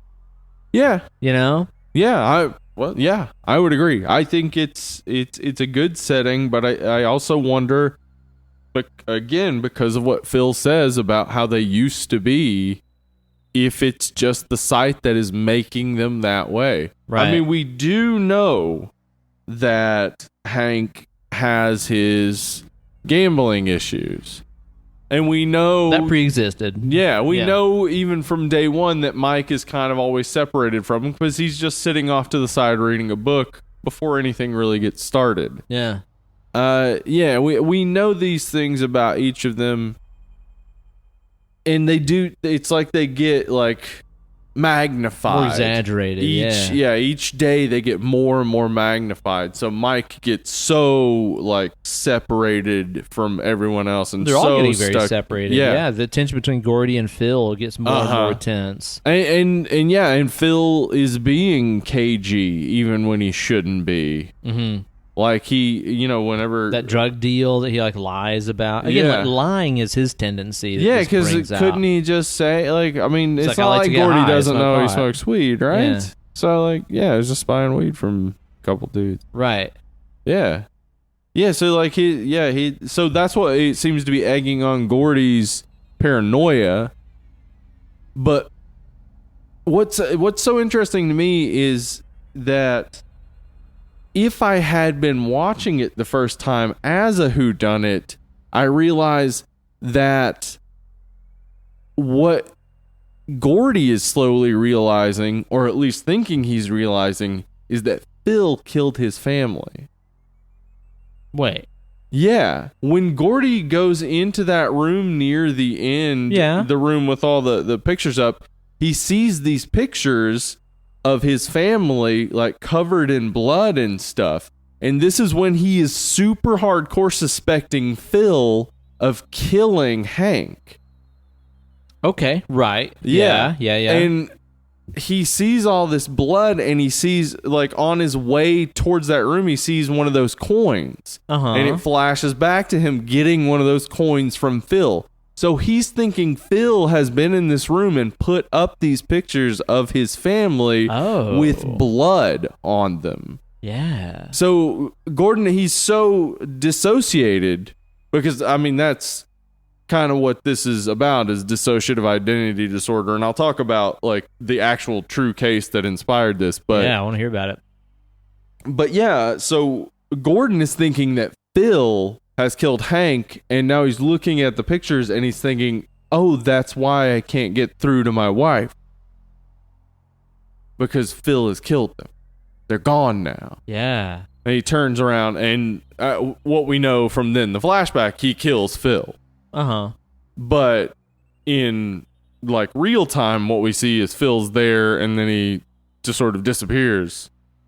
And then it just cuts to something else, and we don't know what happened there. Yeah, it's a little unclear. Yeah, everything is like all disjointed and stuff, and that actually plays all into the dissociative identity disorder thing, where basically there are these people with dissociative identity disorder will often have, which was previously called multiple personality disorder. Right, yeah. They will have a separate or more distinct personalities that will tend to have names and histories even. And sometimes, according to that one interview I saw long ago, there was a guy who one of his personalities needed glasses to read. Yeah, whereas had like 20/20. Very interesting. Yeah, really strange. Anyway, so the way that it all kind of plays out in the end is like sort of like these memory gaps, and everything just sort of gets hallucinatory, and we're not really sure what's happening. But basically, Gordon he's killed each of them and has put them in specific areas, but he's hallucinated this situation in which like Phil is the bad guy and he's done nothing wrong. And then once he's sort of confronted with it right there at the end, he remembers killing his wife and his dog and his baby. Yeah. But then he kills Craig still. Like, he's still, like, trying to cover it up. He's still Craig trying to... is totally the Scatman Crothers of this movie. Poor Craig. Like, he just spends the whole movie trying to get to the job site, walks into this empty fucking location. Yeah. Hey, is anybody here? Gets murdered. Like, that's Scatman. Yeah. You know? And he's played by Larry Fessenden, who I just want to mention because looking through his IMDb, like, I've seen him in so many awesome indie horror movies. Yeah? And we've never done one. So this is the first time we've gotten to mention him. Larry Fessenden is fucking awesome in so many things. Check him out. Just look him up. He'll be back. Yeah, he'll definitely be back. Yeah. That's cool, man. But yeah, he's got a real small role in this, just to basically show up and die. So you're saying that style, yeah. the somewhat like fractured, disjointed nature of the ending is there to kind of reflect not only the Session 9 tapes that we're listening to, right, but also Gordy's mental state. Yeah. So we're seeing it sort of how Gordy could piece it together, possibly. So it's kind of from his perspective in a way. Yeah. Now, because that's the thing, is like ultimately too, with all the DID stuff that was on the tapes, and then all of Gordy's disjointed weird memories. I was really waiting for this to take a turn where it showed you that, you know, he was a one-man work crew, and that Phil and Hank and all these others none of them were just were like actually there. Yeah, like those were just fragments of his personality. I kept waiting for that to happen, and I'm glad it didn't. Yeah, me too. But I'm still a little unclear about some of the things. I'm glad. Well, okay, because I would say in the end, I think it almost entirely avoids going supernatural or overly like, we showed you this, but it wasn't really there.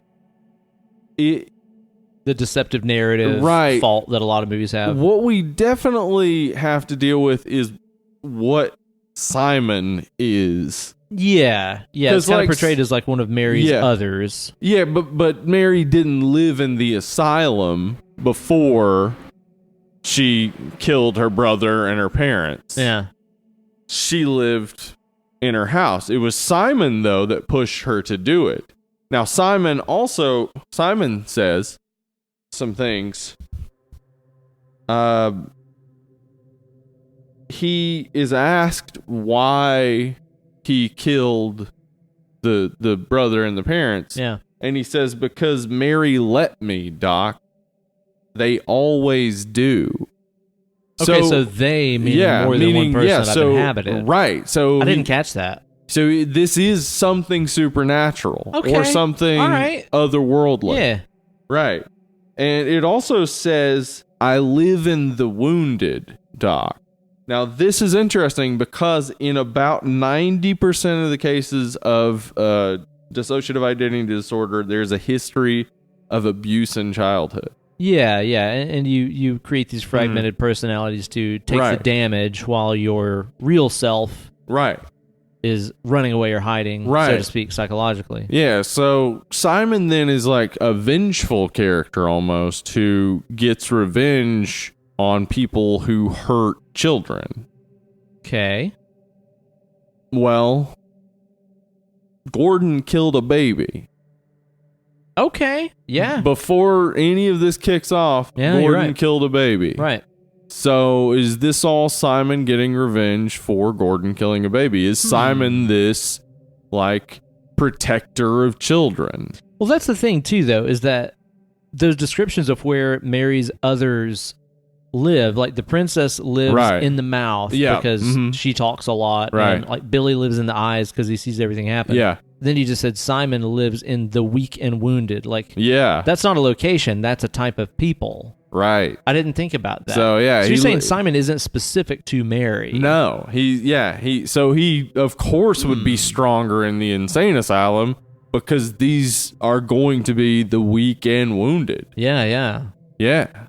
So when Gordy got in there, he was able to be very easily influenced. Yeah, because he has wounded a weak one. He has killed a child. Yeah. And Simon wants his vengeance, basically. But isn't it cool though that this movie apparently, like you're saying, does actually go towards a supernatural entity without having a guy in a sheet or a shaky frame rate stutter ghost appearing being like, hi, I am Simon, do you want to play? It never goes to that. And without having to do jump scares, because if you're doing supernatural, jump scares it's implied. It's almost gonna happen. Always gonna happen. Yeah. Huh.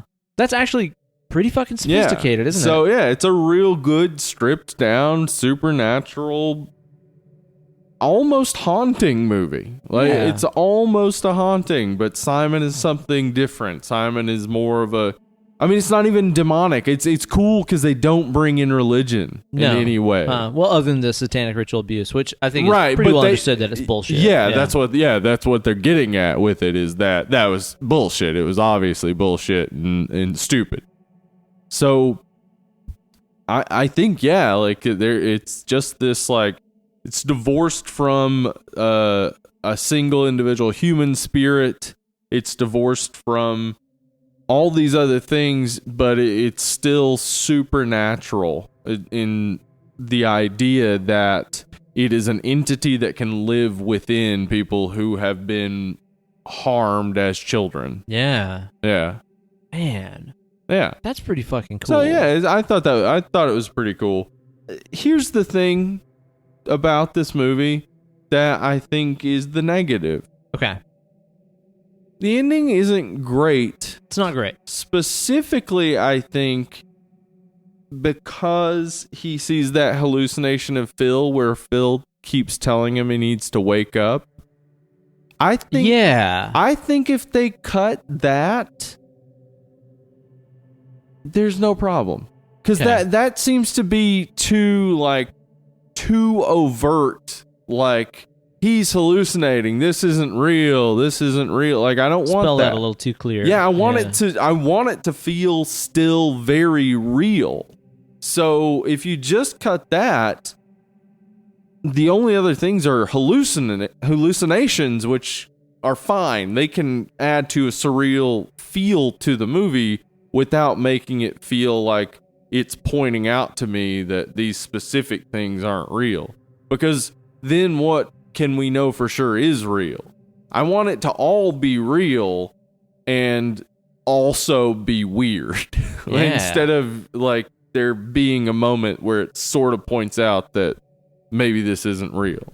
I gotcha. Yeah. I think that's a pretty valid complaint now that you bring it up that way. And it's a little too clunky near the end, I think, maybe. You know, that's the thing about this movie is that, and again, even when I was reading through my notes, like, I have what the hell is going on here several times written down. Yeah. This movie is clearly made by somebody who is extremely capable. Oh, yeah. Like, at no point did I feel like this is made by some fucking amateur. This is some, like, student film. This is somebody who is just trying to, like, spook people with jump scares. Like, I never felt like this film was made by an amateur that didn't know what he was doing and didn't appreciate film and so on. Yeah. It's like I felt like I was in the hands of a very competent movie maker the entire time. So, you know, even the parts of the movie that were, you know, maybe slow or like we were saying, it's like there's not really a lot of action and stuff in the movie. I was always kind of like, I know that this is going to take me somewhere. I know that they're telling me something because they're not wasting my time to just try to get a cheap scare. Yeah. Exactly. Yeah, it's like I felt like I was in the hands of somebody that knew what they were doing. Yeah. So the ending to me, it kind of got there and I was like, oh, like maybe did they just get kind of lucky developing a lot of this interest and stuff like that? Like maybe they just kind of got lucky with this. Maybe this wasn't as competent of a filmmaker as I thought. I didn't love the ending. Yeah. But again, maybe if I would have gotten to watch it a couple times, it would be different. I think it was better on my second watch through. Man, I need to see it again. But I still did think the ending was a little weak and kind of undercut. It felt like it could have been more climactic to me. Like it felt like there was like about 15 more minutes of movie to go, and they were just like, out of budget. See you later. It's possible. You know, like some of the imagery and stuff was really cool, where like it shows Gordy like talking on that broken phone. Like that to me was a really cool image, where like, the phone is fucking broken and he's talking on the phone. That just kind of shows you like, oh, he's not been talking to anybody up to this point. That to me was pretty neat. There's some good imagery and stuff, but like I said, ultimately when it got to the end, I felt a little underwhelmed considering how well it had kept my attention the whole flick. Yeah. Like again, to compare it to like Black Coat's Daughter or something like that. Yeah. Which, you know, again, of course, Black Coat's Daughter came out a few years ago. This is 2001. It wasn't really working off of much of a blueprint. That's true. You know? I can't think of a whole lot of horror movies previous to this that were this slow and this like psychological brooding developing in that really interesting but subtle way. it was very different for the time. So I think it deserves a lot of credit. But as I was watching like Black Coat's Daughter, you know, it's like you're watching that flick and you're like, what the fuck is going on here? Again, you felt like you're like, whoever's making this movie knows what they're doing, so I'm going to stay focused because I know they're trying to tell me something. And then that movie got to the end and it was like, oh, fuck. Yeah, now I get it. Yeah. And this also, is awesome. It's crushing. The end of that movie is crushing. It really is. This, and honestly, maybe it's because partially with this, I guess I was less emotionally invested in the characters. Yeah. You know, because like really the character Gordy and some of these other guys, it's like you don't really know that much about them. You're not all that invested in them per se by the end of the movie. So maybe that final blow wasn't that impactful because it's just like, well, yeah, this guy was kind of just creepy and shady the whole movie. Yeah. You know, unlike, again, some of the characters in Black Coats and stuff like that, where they have a vulnerability and a humanness to them that lets you connect with them. And then at the end of the movie, it's crushing and amazing. Yeah. Yeah. There definitely could have been some improvements in that area. I think so. I don't know how we got this far, but I will just add this in that this is inspired by a real murder. Okay, you were mentioning Richard Rosenthal, is that right? Yeah, Richard Earlier. Rosenthal. In 1995, financial analyst Richard Rosenthal, he stabbed his wife and beat her to death with a rock. Jesus. Because she complained about overcooked ziti pasta. Okay, hang on just a second, though. I am a stickler about some overcooked pasta. That is something to be offended about. I don't know to that length. No. He was the one who was cooking the pasta. Oh, so she did not like that he overcooked the pasta. No, so, she was in the right. Okay. She was absolutely in the right. Then. Yeah. Man, listen to this. My mother-in-law. Oh, no. She overcooked the Gabi, pasta. Love you to death. Any pasta, 7 minutes. Oh, no. That's not how that works. That's not how that works. No. Now, you can lead to crimes of pasta that way. Which, Richard Rosenthal proves. Exactly right. Yeah, you got to be careful when you overcook it, the pasta. Yeah. All right, so here are the gruesome details. He beat her face with a rock until it was unrecognizable. Yikes. Disemboweled her and then put a stake through her heart and lungs. That is getting carried away, Steve. Okay, so his attorneys and two psychologists or psychiatrists argued that he had dissociative identity disorder. Okay. And the state of Massachusetts said, "That's bullshit. Go Pats. Go to jail. Go get your Charlie card." Yeah. Bop, bop, bop. That's what they said. So they sent him to jail. So he's in jail. Anyway. That's good. Yeah. It's good that he's somewhere. But if he does have dissociative identity disorder, he needs help. He needs help, yeah. Anyway, so you can see though from that description, I mean the pasta, the killing of the wife over his such wife a small was like cooking thing. spaghetti that night or whatever. Yeah.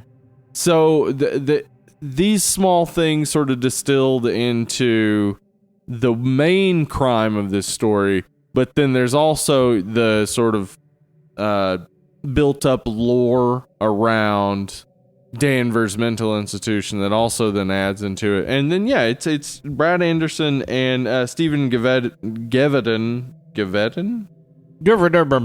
the guy who played Mike. Yeah, Mike was the co-writer. Oh, so okay. They definitely put together some interesting sort of Massachusetts area. I mean, the noodle thing is not a coincidence. No, yeah, there's no way that's a coincidence. No.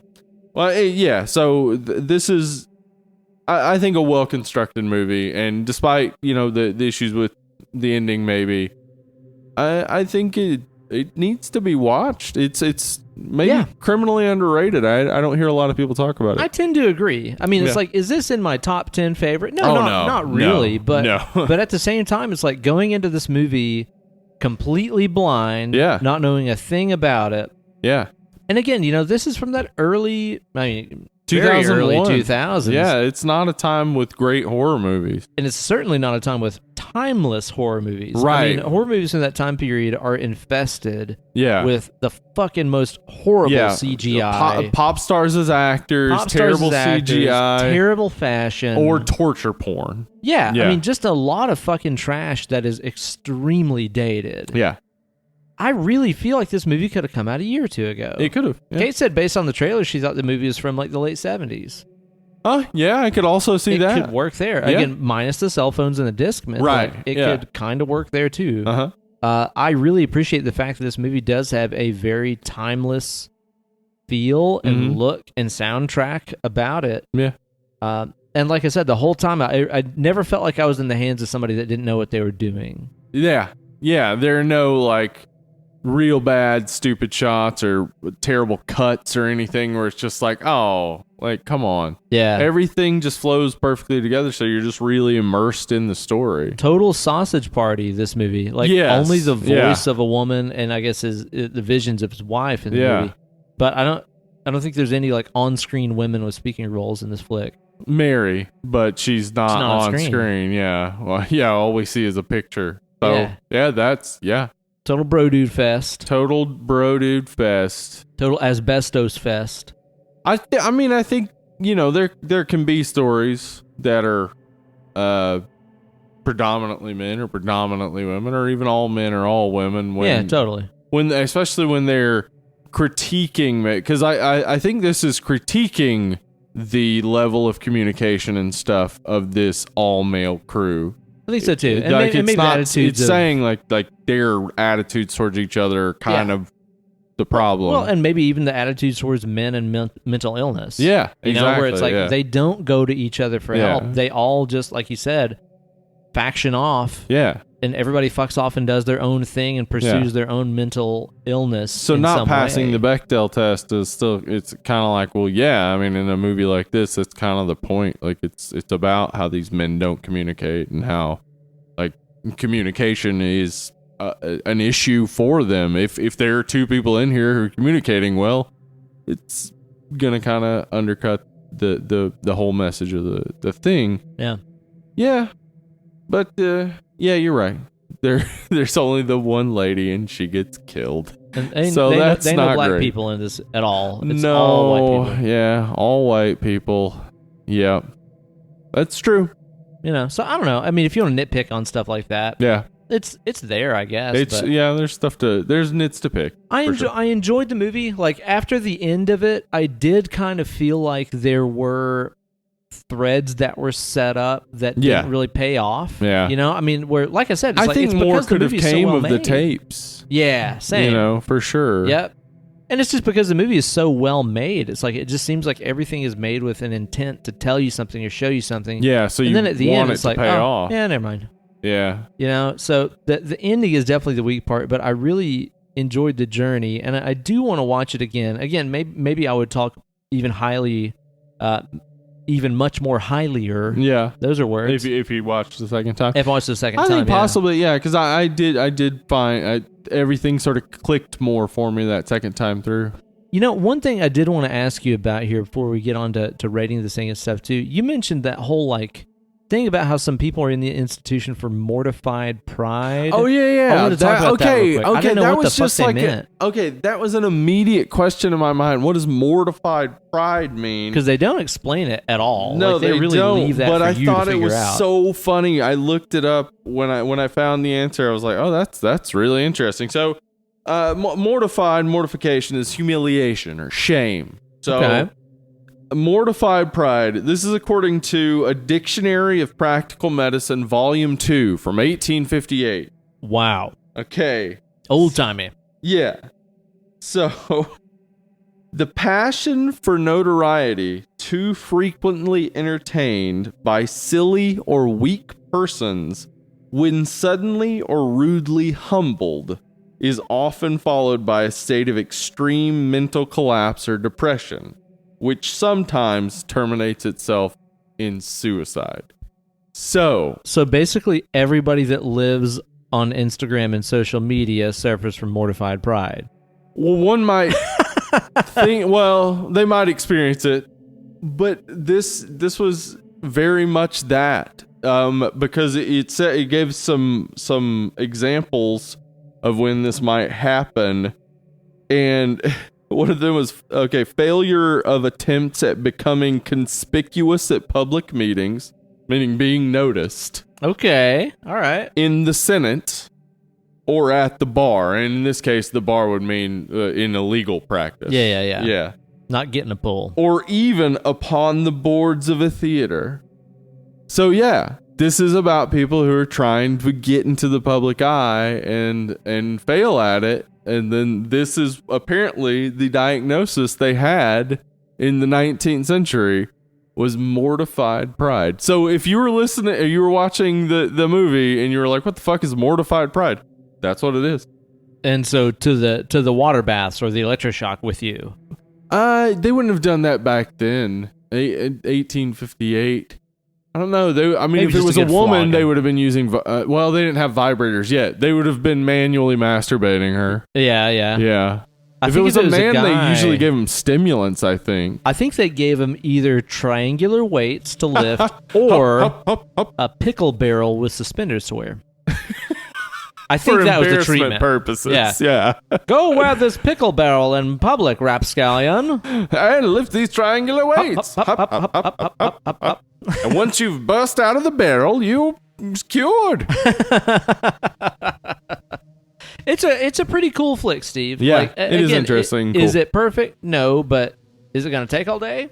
No, it's pretty quick, and it's streaming on Shudder. So if you have Shudder, it's well worth a watch. Might as well I think. do it, man. Where are you gonna rate this thing, Steve? Okay, I think it's such a nicely made picture that looks so good that sometimes the acting maybe seems a little over the top, but I really do think from my experience of working with construction crews that these guys act the way those guys tend to act. Fair enough. And a lot of times they're very over the top personalities, and that kind of works for me with this. So when I'm watching this, I think everything sort of comes together. Now there are some issues with the ending for me, and I think it could have developed in a more natural way there at the end, where I kind of would have preferred to, instead of seeing it from Gordon's perspective, to see it from the other perspective. For Gordon to be like acting strangely and everyone to see this strange action. But I don't know that I would change too much about this. Yeah. Even though that might be interesting to see. So for me, I'm going to say this is like an 8. Yeah? 8? Yeah. I don't think that's unreasonable. No. I mean, it is just undoubtedly gorgeous. Yeah. It is a really great looking movie. And that's the first thing about it that really struck me, is just how fucking fantastic the movie looks. Yeah. Especially, again, considering 2001 digital. Seriously. Yeah. Holy shit. Like, think about to the way that, fucking our cell phones took digital pictures, or just digital cameras. I remember digital cameras from 2001. Yeah, they fucking were horrible. Not that level. Absolutely horrible. So I think that this thing is really pretty fucking impressive. Yeah. Especially considering the time that it was made and the budget it was made for. It was made for nothing. And like you said, it's like there weren't really sets. They just used a location that was already there. Yeah. I think that that's pretty cool. I think that, some of the acting does get a little bit over the top at times. Yeah. Even that scene where when they're on the staircase and he says "fuck you," because that one's one of my faves. Yeah, fuck you. That's way over the top. That's a hard fuck you right there, man. And even when Mike is kind of explaining how they did the lobotomy and stuff, it's just this is that is way over the top. Yeah, it seems. Somebody in there would be like, "Yeah, we're on lunch break. Like, quit being a fucking weirdo." Some of that does get a little bit over the top. And like I said, ending first watch, a little messy. Maybe if I watched the second time, I would feel differently about it. But first time through, I was like, it's just kind of... Yeah, just kind of went with the most basic route that it could. Right. It seems like it set up this great, who could it be? Yeah. Surely it's not the one that you think is crazy. No, it is. Nah, it's definitely him. Yeah. I feel like that could have been turned around a little bit. Maybe there's something cool that I missed in there that I just didn't pick up on. I don't know. But I would watch it again. I look forward to watching it again. Yeah. I think I'm gonna go a little bit lower than you though. Go for it. I think that this is probably more about like a, let's say like 6.5, 7. There you go. Something like that. All right. Definitely above average. Yeah. But nothing like completely earth shattering. I think as I saw it a long time ago, I was more impressed with it, and in comparison to movies that I would say it's on par with, like in the same realm of, it's not as good as them. But I think I'm giving it like some credit for being early on. What a front runner. Yeah. You know, again, it's like, movies like Black Coat's Daughter and stuff are better. Yeah, for sure. The Mechanic is better. They also had a lot of time to practice. Yes, they did. A lot of time to practice. So yeah. there is that. So a fun watch. Definitely check it out, especially if you like the psychological, dark thriller kind of thing. I think that you guys if you like a flick. slow burn, if you like stuff about insane asylums, I know, like, I really, generally, if something's about an insane asylum, I'll watch it. Yeah. Because I don't know, like, it's a dark point of reality in human history. Oh yeah. The way we, and still do, treat people who are considered mentally ill. Right. So it's always interesting to me. And most things about insane asylums are horror movies. It's rare that there's a rom-com about an insane asylum. There should be more, though. Maybe there should be. Yeah. You might be onto something right there. I don't think that if you love modern horror flicks with tons of fucking jump scares and torture and shit like that, you probably won't like this. Yeah, well, I mean, people like all sorts of stuff. Maybe you like all that stuff and you like this. Could be. Only one way to find out. Check her out. Give it a watch on Shudder right now, yeah. Now, next week on the show, we're doing Ravenous. Yeah, that's right. I totally couldn't remember. I was hoping that you jump in right there because I was like, I don't know what we're doing on the show next week. Yeah, so we picked 2 seasonal suggestions from the Patreon submissions, and I believe it was Justin Marion who submitted Ravenous. Yeah, boy. And Ravenous is, I think, perfect for the winter because it's set in snowy conditions, and you haven't seen it. I've not seen it. I don't know anything about it. Yeah. And I'm going to keep it that way. Yeah, and I'm not going to say anything about it. I'm so excited to watch it. I have a couple of friends that are just nuts about this movie. So it seems to be one of those ones that is kind of a hidden jewel, but if you like it, you love it. Yeah. You want some more of it. I like it. I love it. I want some more of it. So hopefully I will want me some more of this movie whenever we watch it next week. So be sure to tune in then. In the meantime, please be sure to rate and review on iTunes. I've not seen nearly enough reviews popping up lately. Where are them reviews at? It's barely a trickle. Give me a review. Even a trickle, man. We're getting trickle-down reviews. What you got in your pockets? Is them reviews? Dump them out. Dump them. Y'all got any more of them reviews? Hey, baby. Maybe you got some more of them reviews for me.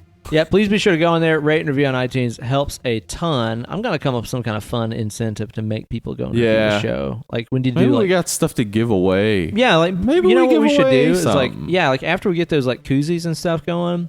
Yeah, we're so close to that. Guys, by the way, we're almost at our $250 goal. Patreon goal, for our first round of like awesome. koozies and we're thinking stickers, maybe patches, not sure. Let us know what you want. Yeah. But we're so close. We only need like 10 more bucks. So head over to patreon.com/deadandlovely and become a patron so we can get some more less expensive merchandise for those who don't want to spend $20 on a shirt. Yeah, that's right. That's right. So we'll be getting that stuff going on. And then maybe we do like a monthly, the best review of the month gets a fucking koozie or whatever. Yeah, that's not a bad idea. You know?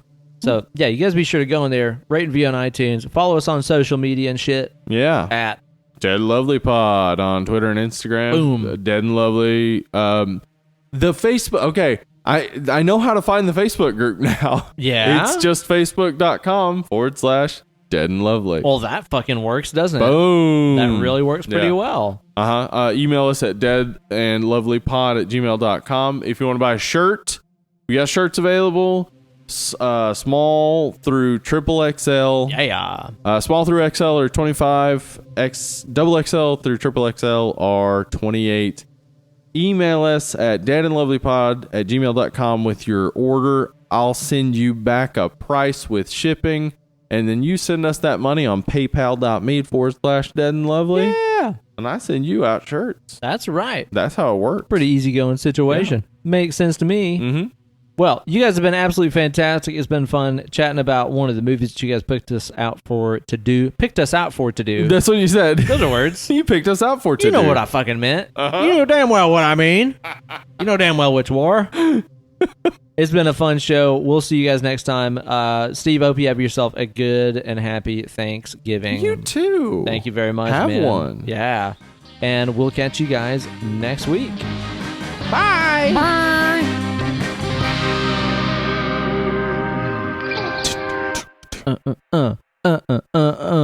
We're gonna cast a pot. Hey. We're gonna cast a pot. Ho ho. Pod gonna get casted. Today. Losers can't be lasted. Religious people, they be fasting. Yeah. Or intermittent fasting. Not really. Yeah, probably maybe. Like I think it's like noon to. All right, wait. It's like sun up to sundown, right? That's what fasting is, right? Yeah. I mean, Mormons do it. I think their rule is 2 consecutive meals, which I think is meant to be like you don't eat breakfast, you don't eat lunch, and then I think you can eat dinner. That's the deal? I don't know. This belonged in the Twilight episode. Oh, shit. Yeah. Sorry. Wrong cast. The Twilight episode needed some padding, too. Wasn't long enough. More of that.